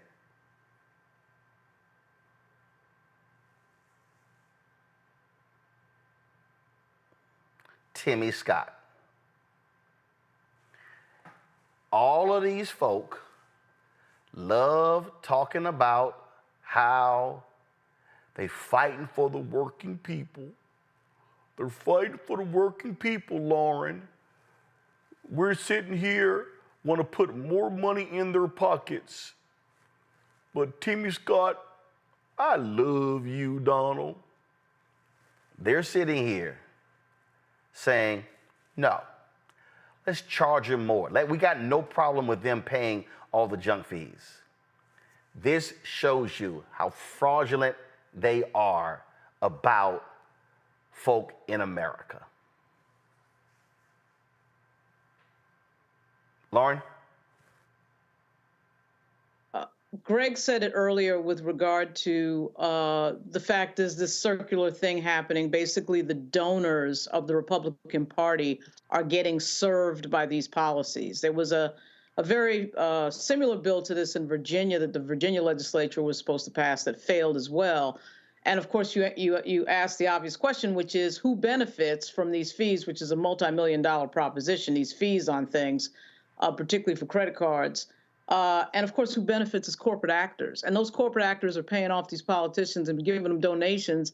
And they're doing exactly what you would think when you're getting all this donor money, which is why the Republican Party is pushing so hard to flip the law, which the Supreme Court, of course, helped them with regard to endless donations and shadow donations and everything else. So what you're seeing is a direct result. I guarantee you, if we were to look at Tim Scott's donations, we are going to find financial companies that would benefit from this happening, and that's why he offered it. I mean, they're not even trying to hide it anymore. Right. It used to it used to be that it was sort of like, it was embarrassing to be caught out like this. But part of the problem here is when you have the media failing to report some of this, and you have a media that's more interested in sort of horse race, nonsense, or flash in the pan type news, and less investigative type of pieces, you don't get, I mean, you get a few people like the Jane Mayers of the world, but you don't have the level of investigation that we used to have,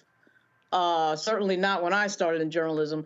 And so you don't call these people out as much as they should be called out. Now nobody's embarrassed. Nobody's embarrassed that there's a direct link from the donations to your political and policy activity. That's amazing. This is actually Chairman Andy Barr. Y'all, he actually said this. This one you gotta love. And by the way, the majority, the vast majority of Americans agree that they're legitimate. They don't think they're junk. And by the way, the majority, the vast majority of Americans agree that they're legitimate. They don't think they're junk. Really, Reese? They don't? You know what? I will say this.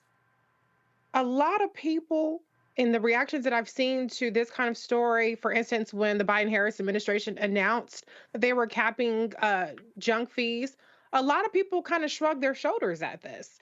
There is a sense of, I saw a lot of reactions along the lines of, $8, I don't care about this fee, cancel my student loans, Joe. What happened to canceling student loans? See, the difference between a lot of Democratic or would-be Democratic voters and Republicans is Republicans leave no stone unturned when it comes to fucking over the American people, okay? There is no policy too small, no improvement too small to try to obstruct and roll back if it will do anything to offer relief to the people that don't fill their pockets, their campaign coffers, and keep them in business, because that's really what it is for a lot of these elected officials, is a business.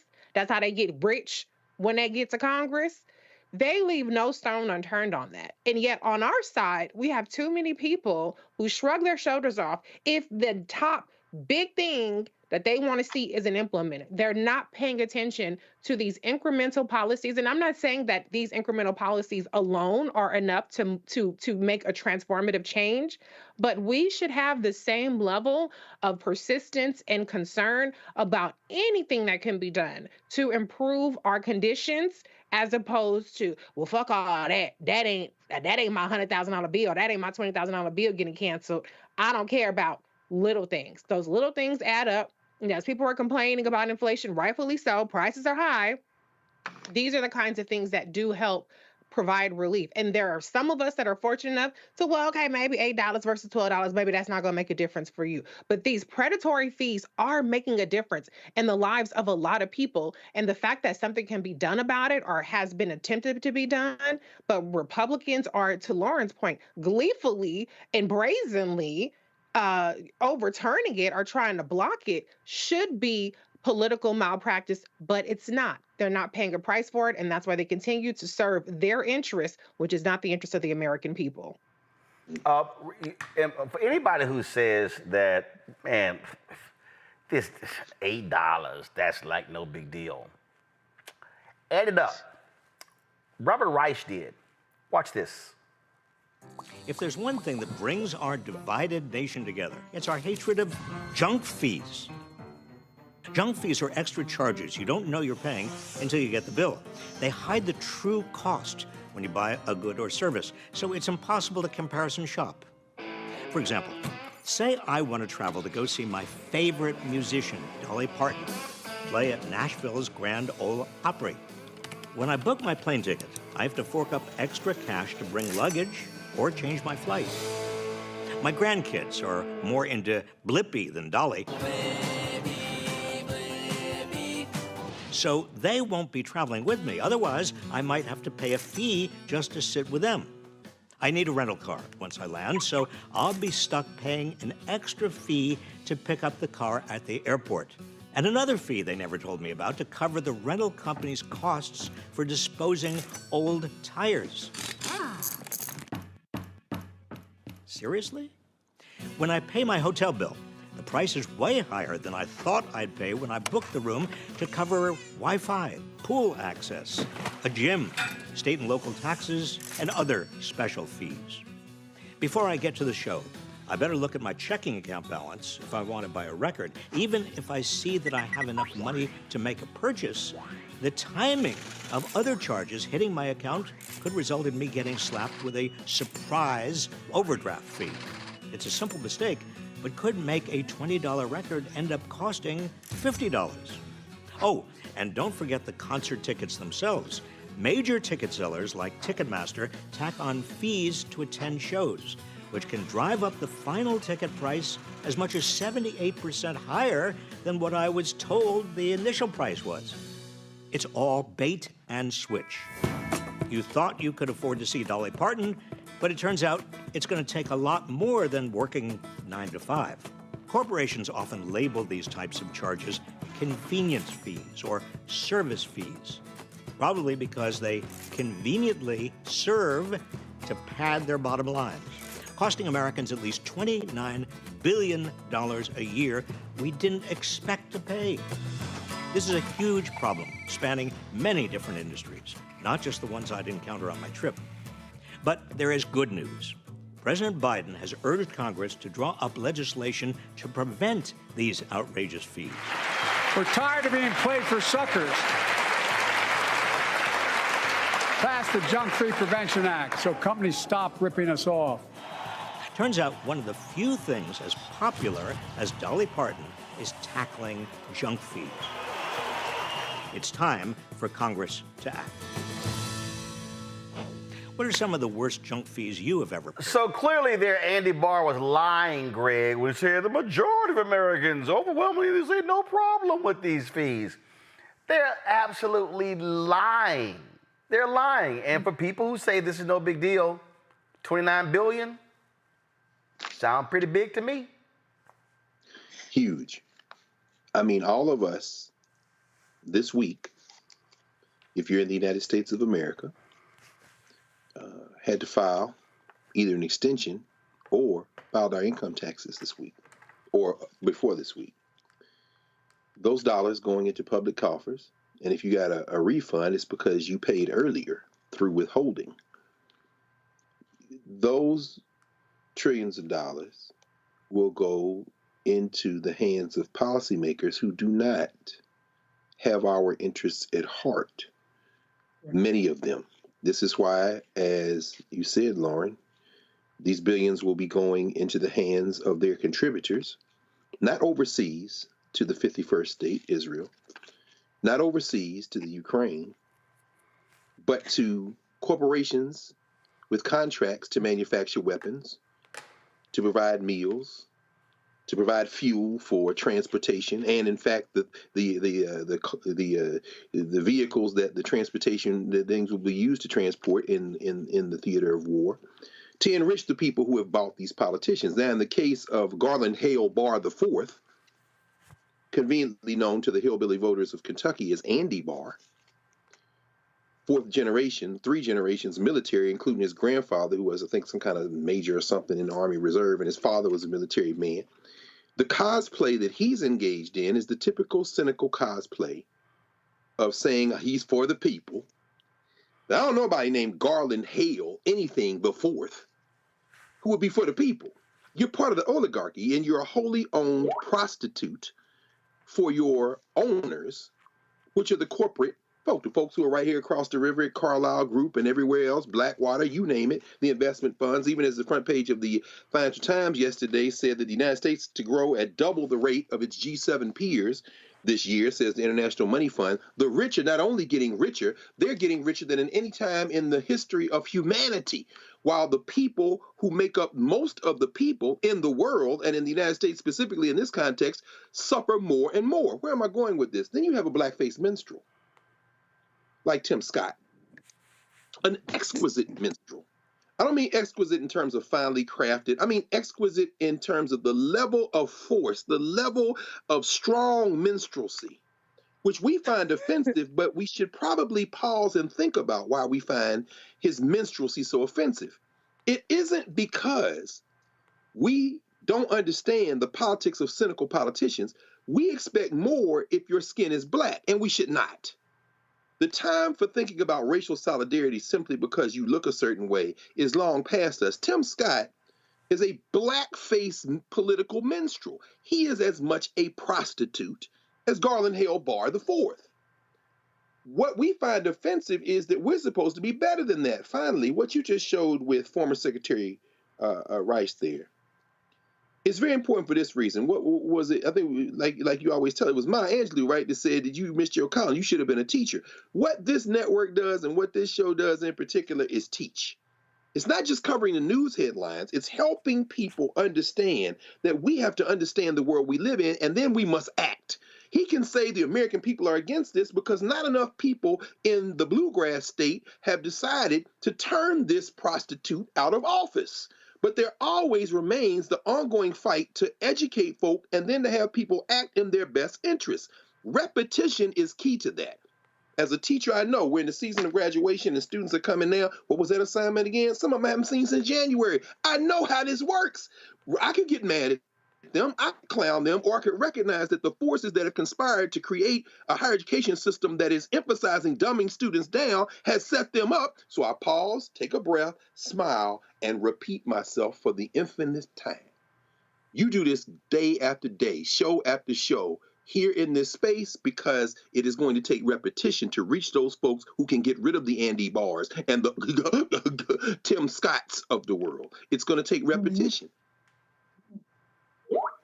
It's going to take repetition. It's also going to take resources to be able to actually do this work. I'm going to go to break, and when we come back, I'm going to talk about some changes that we're making here, but I'm going to also talk about what's happening in this world of, if you want to say, progressive or non-right-wing media, because what's happening is real. It's real, and you have contraction, you have things that are just changing, massive layoffs, and so we'll talk about that when we come back right here on Roland Martin Unfiltered on the Black Star Network. I was just in my backyard. I was manifesting about life. I said, I would love to come back because it was a great time, and these kids need that right now. They need that male role model in the schools, I think. Even on TV. Because people are scared to go into the high school. The high school, you know what I mean? I would love to bring it back, and I think we can bring it back. What do you think? I think we'll ask the people. We'll ask your people. We'll do a poll. Y'all want to hang a Mr. Cooper? Yeah, I say let's go. We all look good. Holly looked good. Raven looked the same. Marquise, Don Lewis. It'd be funny to have the bullshit you see out there on TV now. God damn. What the fuck? What happened to TV? Damn. It's some... I'm like, oh my God.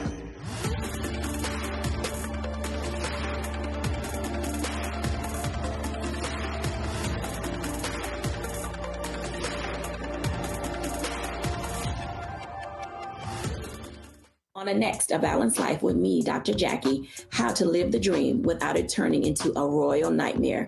We'll meet an entrepreneurial couple who've been living the dream for nearly 30 years, and they're still going strong, speed bumps and all. I was all one trying to hold back, but he thinks he can do anything. He's like, no, we're going to do it. Let's do it. Let's just jump into it. And it has worked. It's a thing of beauty, literally. That's all next on A Balanced Life on Black Star Network.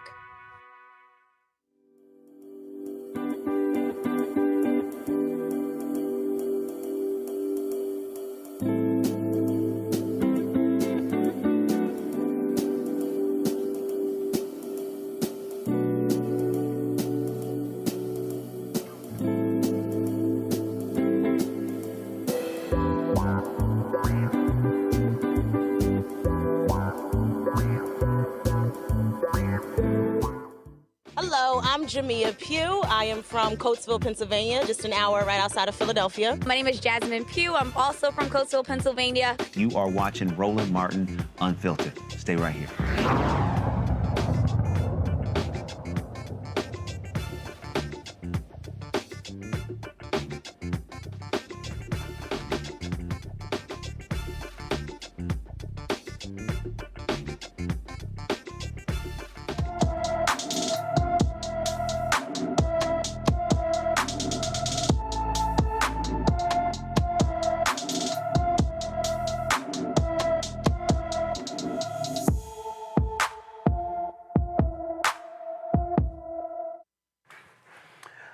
right, folks, Black and Missing, of course, a segment that we know is critically important because too often these stories don't get any attention from mainstream media.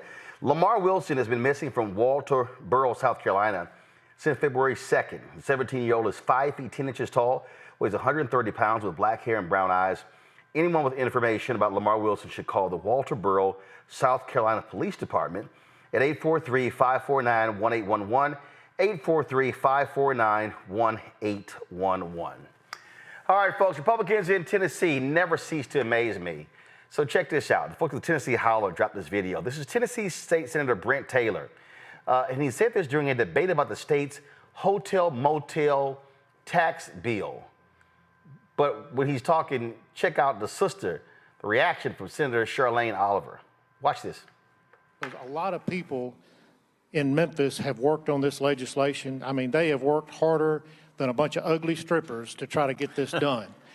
And I want to make sure that we don't drop the ball here. So I'm willing to roll this to next week to give me an opportunity to get with the chairman of the Finance Committee. Without objection. Some of y'all might have missed that. Run it back. Because a lot of people in Memphis have worked on this legislation. I mean, they have worked harder than a bunch of ugly strippers to try to get this done. And I want to make sure that we don't drop the ball here. So I'm willing to roll this to next week to give me an opportunity to get with the chairman of the Finance Committee. Without objection. Without objection. What the hell is wrong with these people, Reese? I don't know, but I'm here for Senator Oliver's reaction. It was one of those, like, I'm trying to let it go, but I can't let it go because that was just too out of pocket. And did anybody else hear that? Because nobody else was reacting. What the hell? You know, for all that Republicans like to go on about and ramble all about decorum and civility and, you know, all of these other things, they always saying some stupid shit. You know what I'm saying? And so I don't know what happened after that, but shout out to her for at least keeping it real. And everybody else who didn't seem to even flinch. Maybe y'all have too close of a relationship with a bunch of strippers for you to not think that that was an odd analogy to make. Without objection, I was, Lauren, you would think, first of all, Speaker of the House, Cameron Sexton, he's always shooting down Representatives Justin Jones and Justin Pearson and cutting their mic off. Have some decency to say, I'm sorry, you don't use that language on the floor. They love talking about decorum in the Tennessee legislature. What the hell? There clearly wasn't none there. Yeah, well, that's because Justin Jones and Justin Pearson talk about poor people, talk about gun violence after a bunch of kids are slaughtered at a school, talk about real issues that people really care about, and they know that, and they don't want that catching on. They don't like the attention that they get. I think a lot of the things that you hear from the sort of, you know, wing of the MAGA wing and the Republican wing of the party, the sort of Marjorie Taylor Greene wing, is the product of being addicted to attention at any cost whatsoever. And so whatever stupid thing you have to say or do to get that attention, you're going to say it and you're going to do it. And we see it all across the country. It works, quite frankly, because we have a media desperate for clicks. And so there we are. So he does it. There's no punishment for it, and it'll happen again. Greg? I don't know. I wish I could read Senator Oliver's lips. I could read her face. I just keep it to this. Pornography, from the Greek, porne, which is the same root of the word prostitute, graphia, as in graffiti or writing, the literal writing of prostitutes. Why do I break down the etymology of the word pornography? There's a cultural attitude among far too many human beings in the world that has, I think, its strongest roots in Europe, Western Eurasia, that women are not human beings. Behind the cotton curtain, it is illegal to terminate a pregnancy in most of the states. And in the states where it's not illegal, they have, roughly speaking, about a 6-week ban in place now. That's because white men and far too many others believe, too many white men that is, including in these legislatures, that women are not humans and they have control over them. What are women for? Women are for entertainment. Let's go to Brent. I would bet the hundreds of dollars I have in my savings account that man has been in a strip club. You see, when you talk that way, you're used to objectifying women. You're used to the writing of what you would think of as prostitutes. You're used to for pornographia. And Senator Oliver, the look on her face communicated something that I think black women have perfected by taking a word that means one thing and elevating it through black speech into another form of meaning. Young people here looking at her face, and all of us might have looked at that look on her face, and what I heard her saying through her face was, "You nasty." You see, when a black woman thinks that somebody is nasty, you see, she passed judgment on a nasty man. That's a nasty man. And the reason the rest of them didn't say anything, because they nasty too.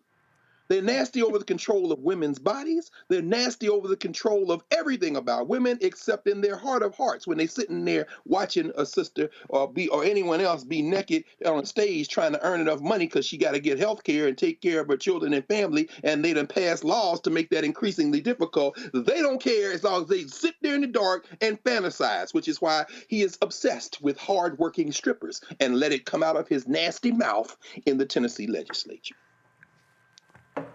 I think her face exactly said that. He nasty. Absolutely. Absolutely. Absolutely. All right, folks, let's talk about some business here at the Black Star Network. We launched this show September 4th, 2018. We launched the Black Star Network September 4th, 2021. And it's really been about methodically building a network and a series of shows that really speak to the interest of our people. Now, understand, we're living in a changing media dynamic. We're living in this different media world where you have to make real-life business decisions. And when you look at a lot of these companies out here, what they have done, with how they sort of operated, a lot of these folks have raised a lot of money and really made some dumb decisions. So first, on a programming note, the frequency with D. Barnes, that show has come to an end. That show has made its run. We launched it a year ago, and so we've decided to end that particular show. Also, Faraji Muhammad has announced that he's going to make his last show April 26th. And so Faraji's show, his last show will be on April 26th. Now, independent of those decisions, I was looking at our various fast channels. So now remember we announced that the Black Star Network was available on these platforms here. You often heard me promoting. You can catch us on Amazon News. You can catch us on Amazon Fire. If you tell Alexa play news from the Black Star Network, you can do that. You can also catch us on Plex TV, Amazon Freevee, Amazon Prime Video. Guys, pull it up. Come on, pull it up. So you can actually see that. And so we started, I think it was January of last year. And there were a lot of other fast channels that wanted us to come on the network.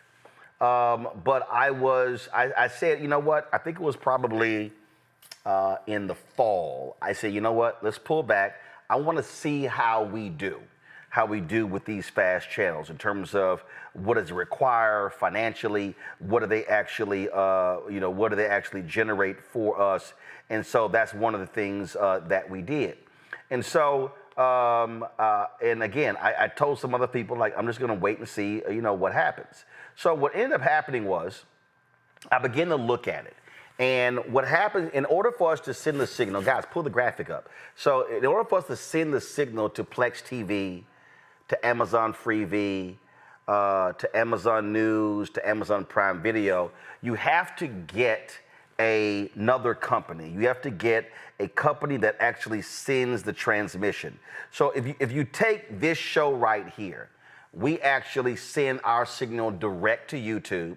So what we do with our show is we send our show from our control room to a company called Switchboard Live, which is Black owned. And then the show is then distributed to YouTube, Facebook, Twitch, the Black Start Network app. But then we had to hire a separate company to actually send our signal out to the FAST channels. And so they have various requirements for you to actually do that. And so we hired a company called Mux IP. And so what they did was they then sent out the signal.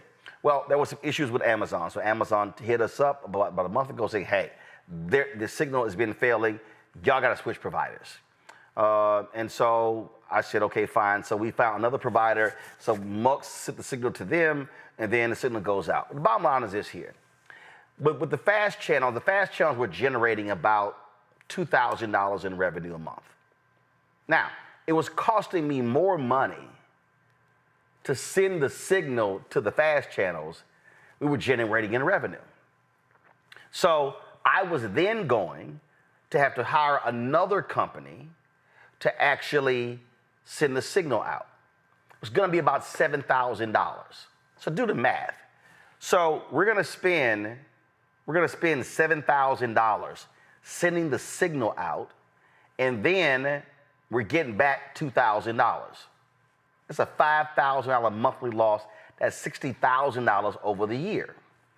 Well, then you look at the amount of time that it takes for us to load the content. So now you're losing hours there as well.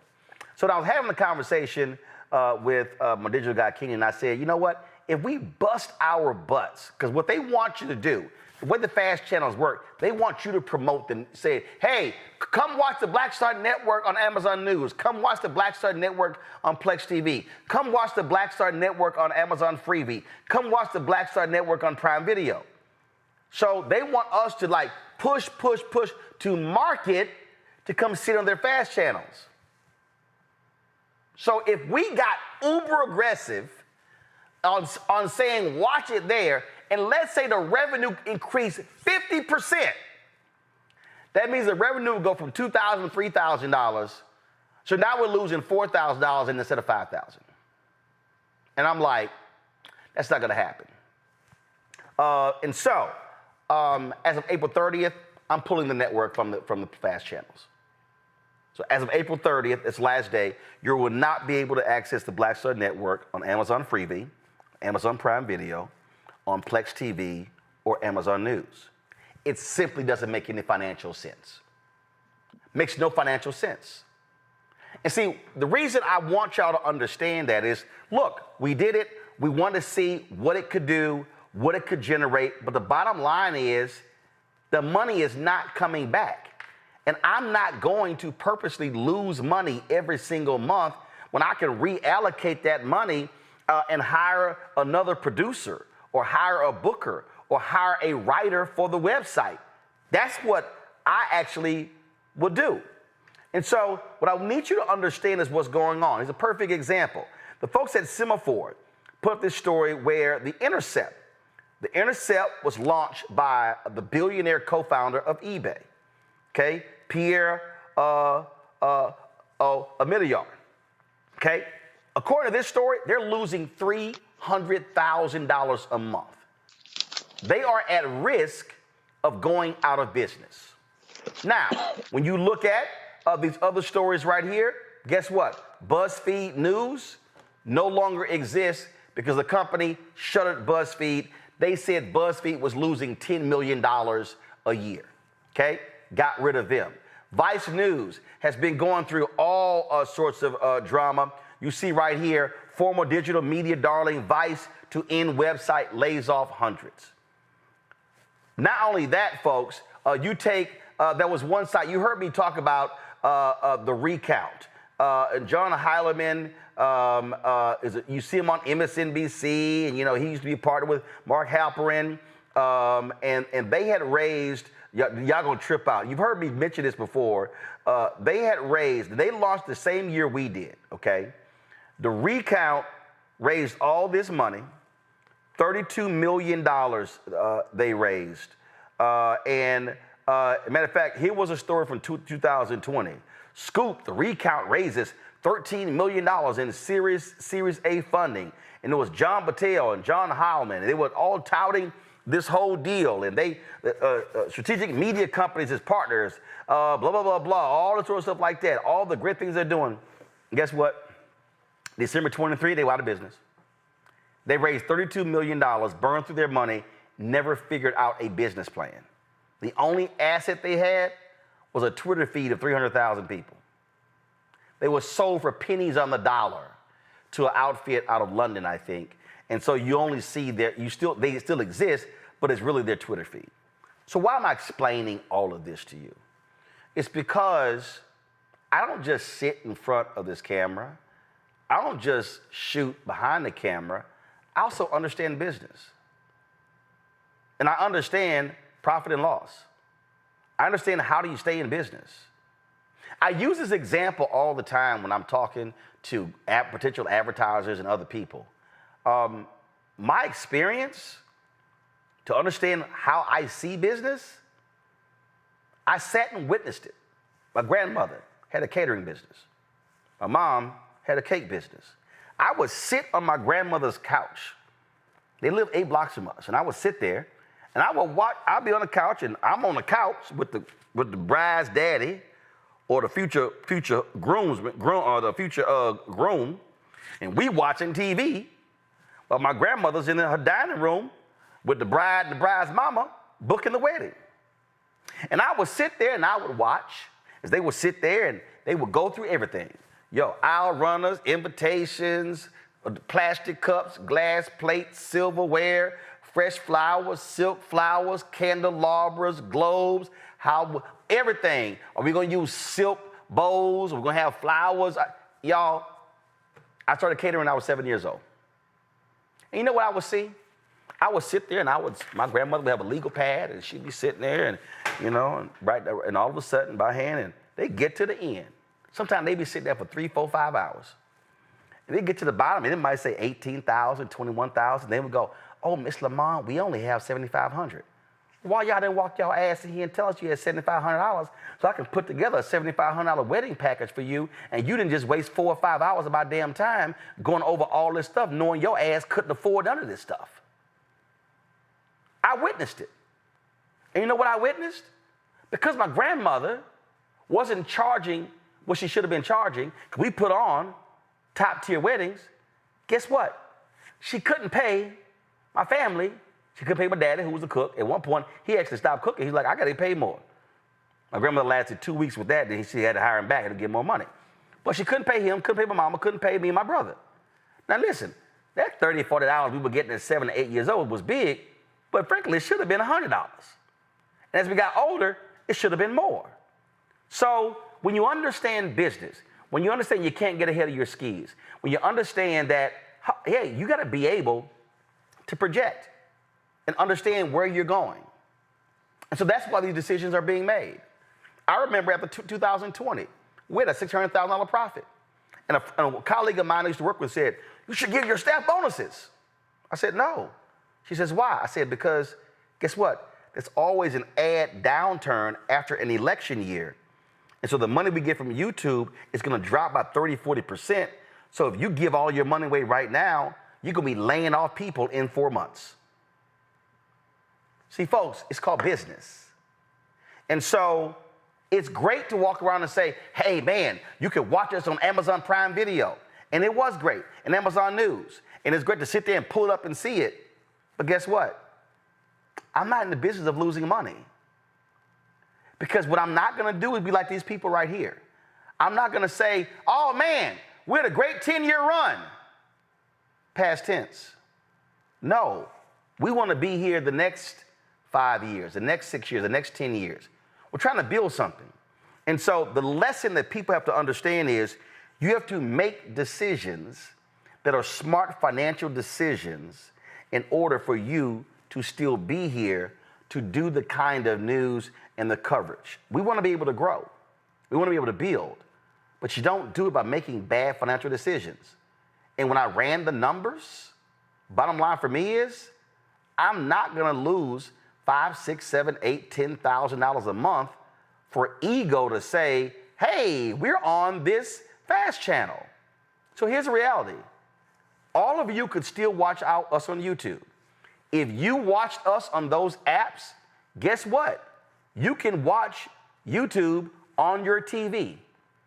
You can download the YouTube app and watch us. I need y'all to understand, when you watch us on YouTube, we're generating revenue. When I'm telling y'all to hit the like button, that impacts the algorithm, that impacts our show being referred in other people's feeds, and that drives revenue. And I know people get people like, oh man, you got 1.25 million subscribers. Well, guess what? There's a thing YouTube has called YouTube Studio. And what they do is in YouTube Studio, they allow you to actually get a 28-day snapshot of where you stand in terms of viewers, in terms of revenue, and all those things. And y'all know I ain't got no problem with y'all being transparent. So this is our YouTube Studio. I want to show y'all something that you may not realize. Here are demographics, here's gender, here's geography, here's watch time, and let's stay right there. What do you see right there? Watch time from subscribers, not subscribe, 60%. Subscribe, 40%. That means that 60% of the people that watch us every single month on YouTube don't even subscribe to the channel. So don't get caught up in the ego of, oh my God, we got 1.25 million subscribers, when 60% of the people watching don't even subscribe to the channel. I'm saying all of that for you because we want to be able to cover the stories. We want to be able to travel. When you give money to this show, and I appreciate y'all up front, y'all said it. I told y'all, we're not sending out swag. I would love to be able to send out people hats and shirts and mugs and all kind of stuff. That stuff costs money. The postage costs money. Makes no sense. We probably had about 100 people who have filed reports against us with PayPal, or I'm not getting anything for my money. We've had 20,000+ people give, knowing full well that they're investing in this. So when I spend money at this network, I understand where the money comes from. And so I'm not going to just burn money for the hell of it. We're going to make smart decisions.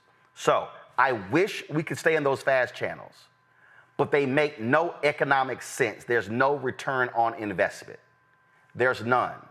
If other companies want to lose money and say, hey, we're on those channels and we hope in the future that turns around, great.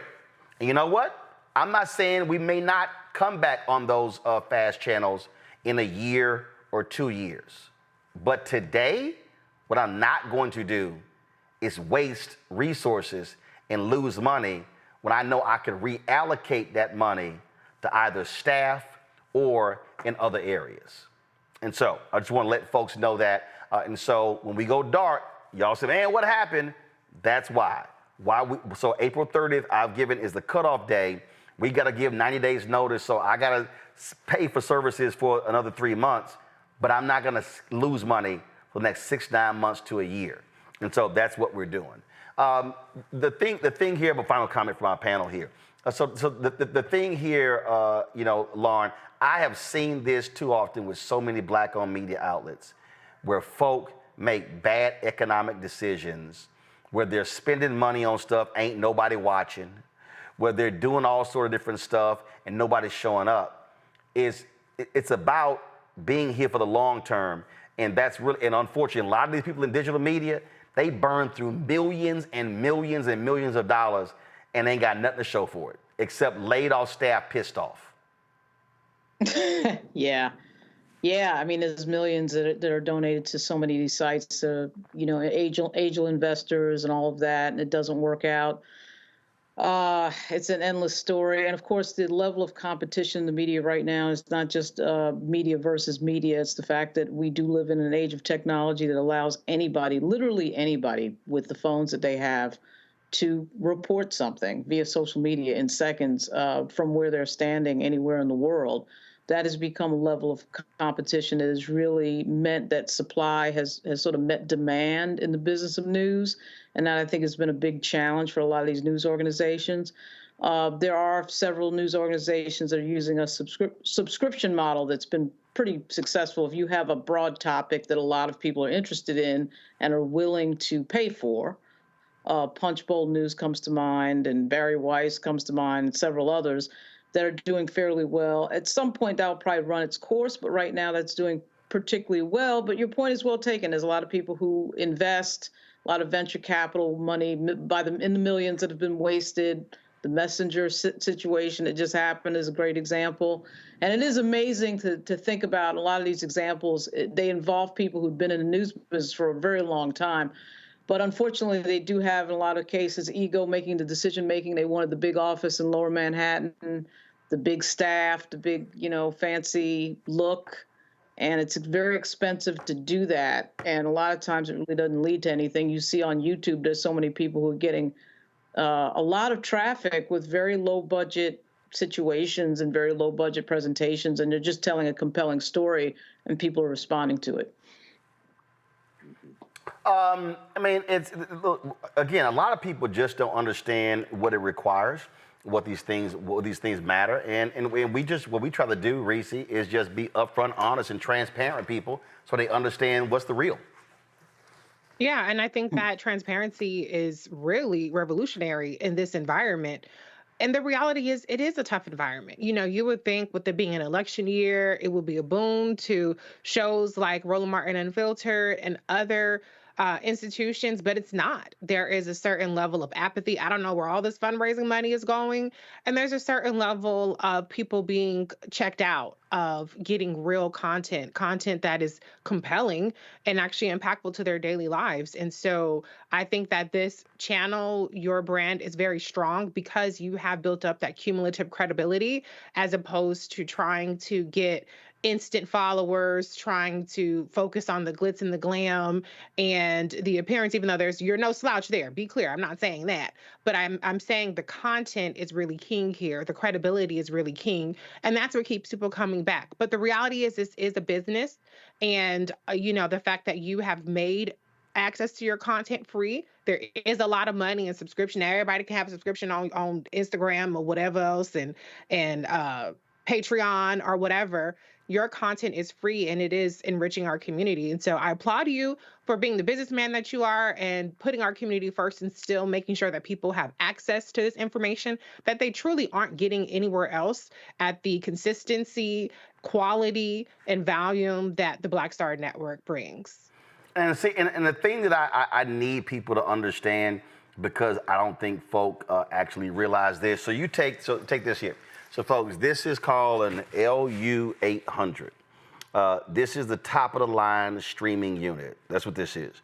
When we go on the road, local stations, ABC, NBC, CBS, ABC, Fox News, all of them have this. It is top of the line. And so this particular unit allows for you to actually, if you pay for the license, allows for you to actually have 4 cameras coming into here. So in the control room, they can see all 4 cameras. So you don't need somebody on the ground live switching in the cameras. They can actually do it in here. Well, we own 2 of these. Now, again, folk have to understand, and I ain't got a problem showing you, go to my iPad. This is literally the invoice, okay? It costs right here. You gotta pay for upfront 75 gigs per month. And you see right there, for 8 months, it's $6,000. The audio license is $938. The IP pipe license is $966. The maintenance and support is almost $2,300.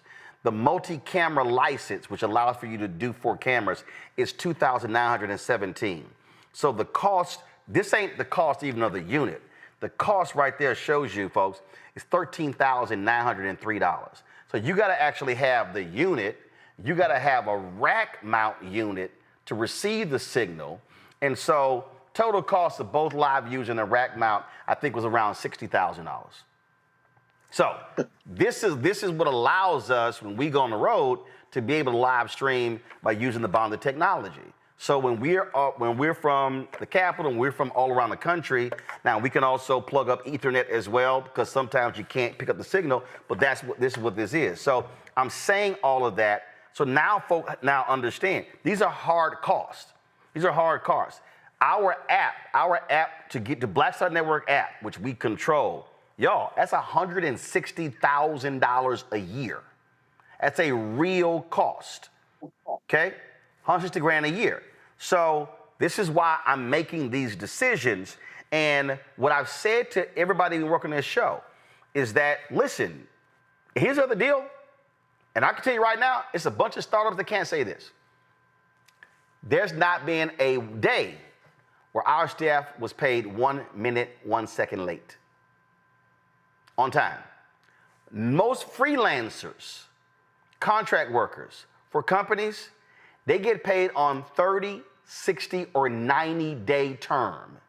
Meaning, when you turn in your invoice, you may get paid 30, 60, or 90 days later. I pay on 15 days. That's how we do it. So understand how we're trying to build and the way we're trying to do this. And again, a lot of people don't get it. And so when I hear these yahoos, man, you're always begging for money. Guess what? Ain't no billionaires. I'm telling you right now, I tell you right, all these other companies, all the millions and money that they got, I know what the hell I could have done with that. The recount got $32 million. I can guarantee y'all we would still be in business with $32 million. I started this with $350,000 of my own money and one sponsor. And we methodically built this thing up, and we're still here. And we've been profitable since March 2020. But you don't do that if you are stupid when it comes to how you spend your money. Greg, final comment. Roland, I'm sitting here listening to you, brother, and I want to be very, very candid here. That last comment you made reminded me, 40 years ago was the first time I saw Jesse Lewis Jackson speak in person. He was in Nashville. He was running for president the first time at Vanderbilt University. And he was on that stage, majority white audience. We'd come over from Tennessee State to watch him. And he said, if I had the budget of the other candidates, they could not compete. If the other candidates had my budget, they could not compete. And there was a beat, and then this cheer went up. You don't have the budget. You don't have an angel investor, as Lauren said. We got news this week. I saw in the paper that the billionaire Jeff Skoll told the employees, the 100 or so employees at Participant, that he's shutting it down. They won 21 Academy Awards. Sending a shutter through the whole documentary field. No question. An Inconvenient Truth, all of those, and they were doing better than ever, but they were still losing money. And he's a billionaire; he could have continued to fund it. That is, I mean, you don't have an Inconvenient Truth if you don't have that outfit. But Participant is going out of business, and that's with an angel. You don't have you have the ultimate angel. Yep. Roland. It's just that you have us, you have the people. This is Carter G. Woodson's model, and this is where I really want to go with it here at the end here, the second. There's one word that is operative in the Black Star Network, and it is the word that you have lived by, and that is sacrifice. You could have easily gone back into another place where you could have been an employee or negotiated a deal for yourself and been on relative easy street, certainly in black communities, and maintained that profile. But you took all of that cultural capital, all of that political goodwill, all of that trust that your viewers have, and emptied it into institution building. That is the ultimate stepping out on faith. Now, has it made the quantum leap that it will make as we move forward? Not necessarily. And you know, to Miss Faraji, to Miss Deborah, that's an important thing. And I know when you reached out to me and said, you know, write a proposal for what you want to do. In my mind, as a college professor, and then as COVID hit, and I said, this is an opportunity to contribute to this vision in a way that our people need. So immediately I thought, okay, you had this white boy Charlie Rose, you had Night Child. If we could do something that's not a model of that, but that could be anchored in our community, then we can do that. And that's what the Black Table was envisioned to be. And you provide that platform and said, well, let's do it. Now, you know, folk, y'all can stop complaining to Roland. We're going to get some more shows. But the point is this, we couldn't do it if there weren't a place. And this place, this is where I really want to end with and go to it.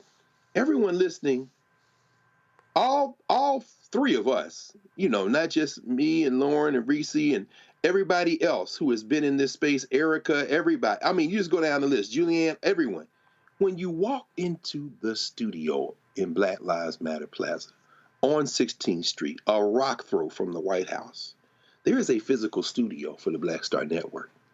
When you come in there and greet Carol and you see everybody, you see Henry and you see the folk, these are paid employees of the Black Star Network. When you give to the Black Star Network, you are literally employing Black people who are at the top of the game in news, in television production, in technology, and just walking through. I know, because I'm not a businessman, and I don't know how much this stuff costs. I just know it costs a lot. What you just saw Roland show us all there is a regular bill. And when you walk in that studio, you realize everything in there, not only was it designed by Black people, from the couches and the stuff on the walls to how the thing is designed and rigged and the lights and everything else, the equipment in there alone would bankrupt most of us. When you put your money down, when you put that annual contribution down, which is a fraction of the people who benefit from this space, you are literally subsidizing your ability to absorb information, to have it presented, and a platform where people who have been assaulted by the police,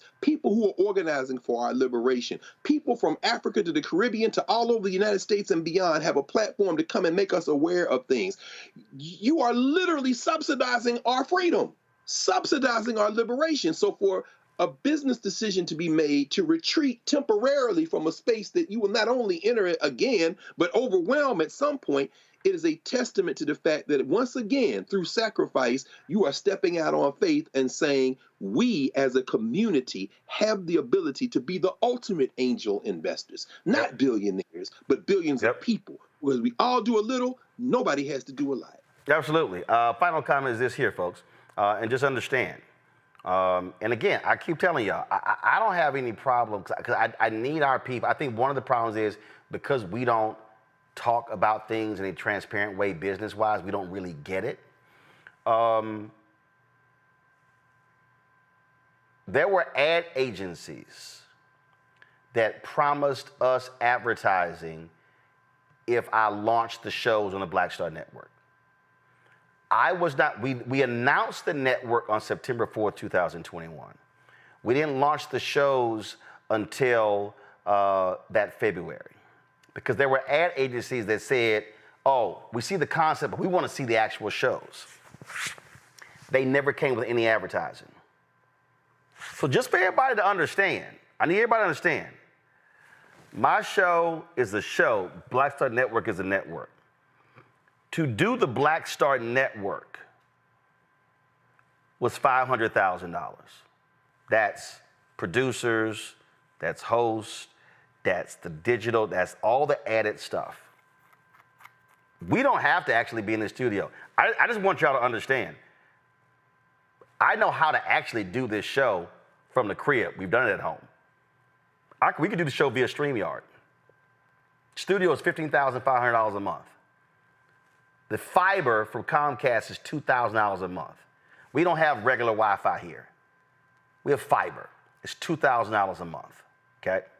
So now, I'm explaining this to you because I could shut all this down, literally go home, and keep that $500,000 myself, but we launched the network because we're trying to build more shows, more voices, create more opportunities so we can be able to do more. So that's why we're doing this. That's called an investment. So the network hasn't made any money in the last 3 years. But that's why you also make the investment. That's also why I'm giving these ad agencies hell about y'all made promises, but you ain't came back with any checks. And so we have been meeting with a number of these ad agencies saying, okay, it's time for y'all to start spending money. We created the financial show. We created the healthy living show, the balance show, the history show, technology, entrepreneur show. We created all the shows that y'all say, oh, well, on the news, man, we don't want to buy news. Really? But I see these ads running on Fox News, and that's all opinion. And so we're challenging them on that. But folk need to understand what the costs are and then how real they are. And so when I'm talking about this here, I give you those numbers because the same way I told my nieces, that laptop cost $2,000. Don't think it's a toy. That's the most expensive item you ever had in your life. I did the same thing because I want them to appreciate it because, again, if I did not see my grandmother and how she did her business, and my mom did her business, then I would not have the business sense that I have because I saw it in real time. We make more, we can pay more. We make more, we can do health care benefits and dental benefits, and we can do those things. But the reality is when you don't, you got to make decisions. And so that's what our folk have to understand because I'm not interested. And even when we first started, listen, I could have went out and bought the C300, the Canon C300. Matter of fact, Brandon, this is the last point. Grab me an XA25 and a C300. Y'all, the Canon C300 is $20,000. The body and the lenses are $20,000. I couldn't afford to buy 3 of them damn cameras. So you know what he did? I said, all right, I need 3 HD cameras I can use on the road, I can use in the studio, I can use traveling, and so that's what I did. So I bought the Canon XA25. You know, it gave me two XLRs. I studied the camera to say how many uses I can get out of this, and that's what we did. So this right here, y'all, this right here is a Canon C300. This is a cinematic camera. This bad boy is 20 grand. 20 grand. When we launched this show, all we could afford is the Canon XA25. It was $19.99. We bought 3 of them so we can have a 3-camera shoot. Remember that. 5.5 years later, we still got 3 Canon XA25s. We got 5 of these. And we got the Canon C70 film camera. Plus, I got a Canon XA45 that I travel with. Plus, we got 3 Canon XF405 4K cameras. That's called growth. You can't get to this if you don't start with this. And too many folk don't understand that. So we appreciate y'all being on today's show. We thank y'all being on our panel. And to Greg's point, when you create, and this is the thing, when you create the platform, you provide opportunities. And I remember I keep telling y'all, me and Greg almost fought when we first met at the 12 Years a Slave movie screening. Sure did. And his Howard University students would hit me on Twitter. I was like, man, I ain't scared of no damn Greg Carr. I don't know who the hell that is. And you know what? That child that started the fight, the B, she has a PhD now. She's on faculty at Bowie. She was a freshman. She the one. I'm not. She set it off, bro. Man. And they learn and I wasn't scared of nobody. And then people were cussing me out, man.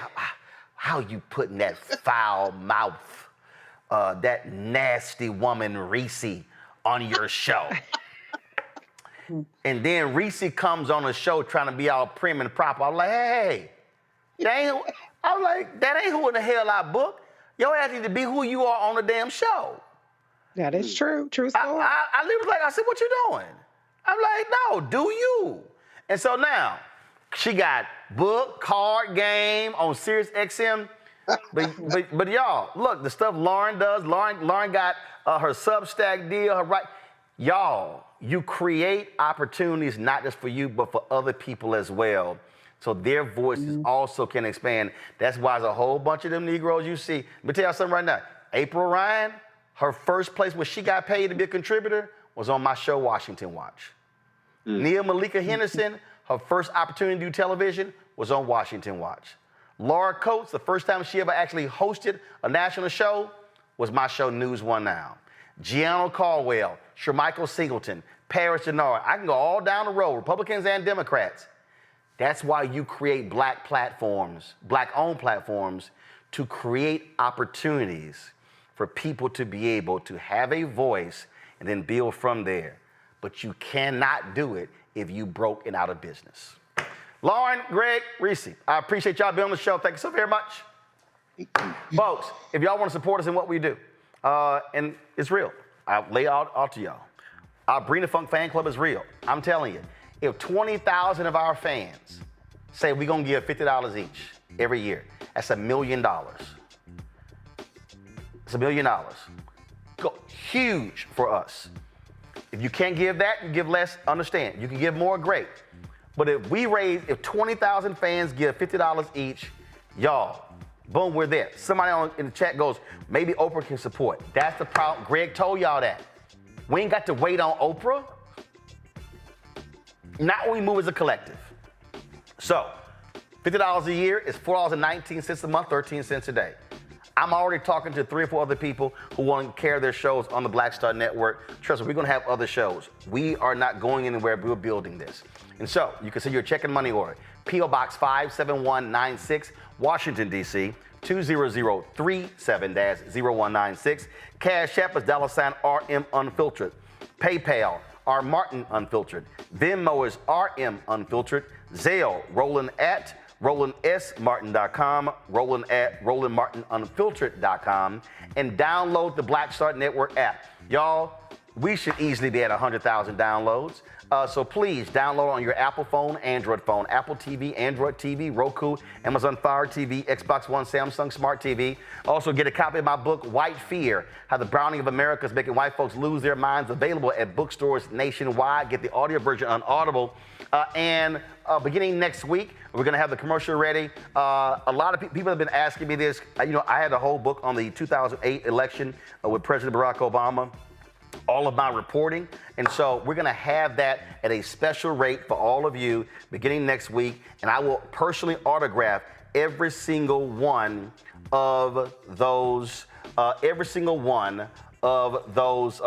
And so we'll tell you all about that. On next week. And so, y'all, we're making this thing happen. You know what we're doing. It's all about going to the next level. So we appreciate your support. If you've given to us already, man, we absolutely appreciate it because, again, y'all have been amazing. Our fan base has been absolutely amazing. But trust me, your money is well spent. And we appreciate every single dollar that you give. If you give us on YouTube, we appreciate that. But they get a cut of that. Give to us direct. Cash App, Venmo, PayPal, Square, or check and money order, because that way we can take advantage of all of it. I'll see y'all tomorrow, folks. Holla! Black Star Network is here. Oh, no punch! I'm real revolutionary right now. Thank you for being the voice of Black America. All momentum we have now, we have to keep this going. The video looks phenomenal. See, there's a difference between Black Star Network and black-owned media and something like CNN. You can't be black-owned media and be scared. It's time to be smart. Bring your eyeballs home. You dig?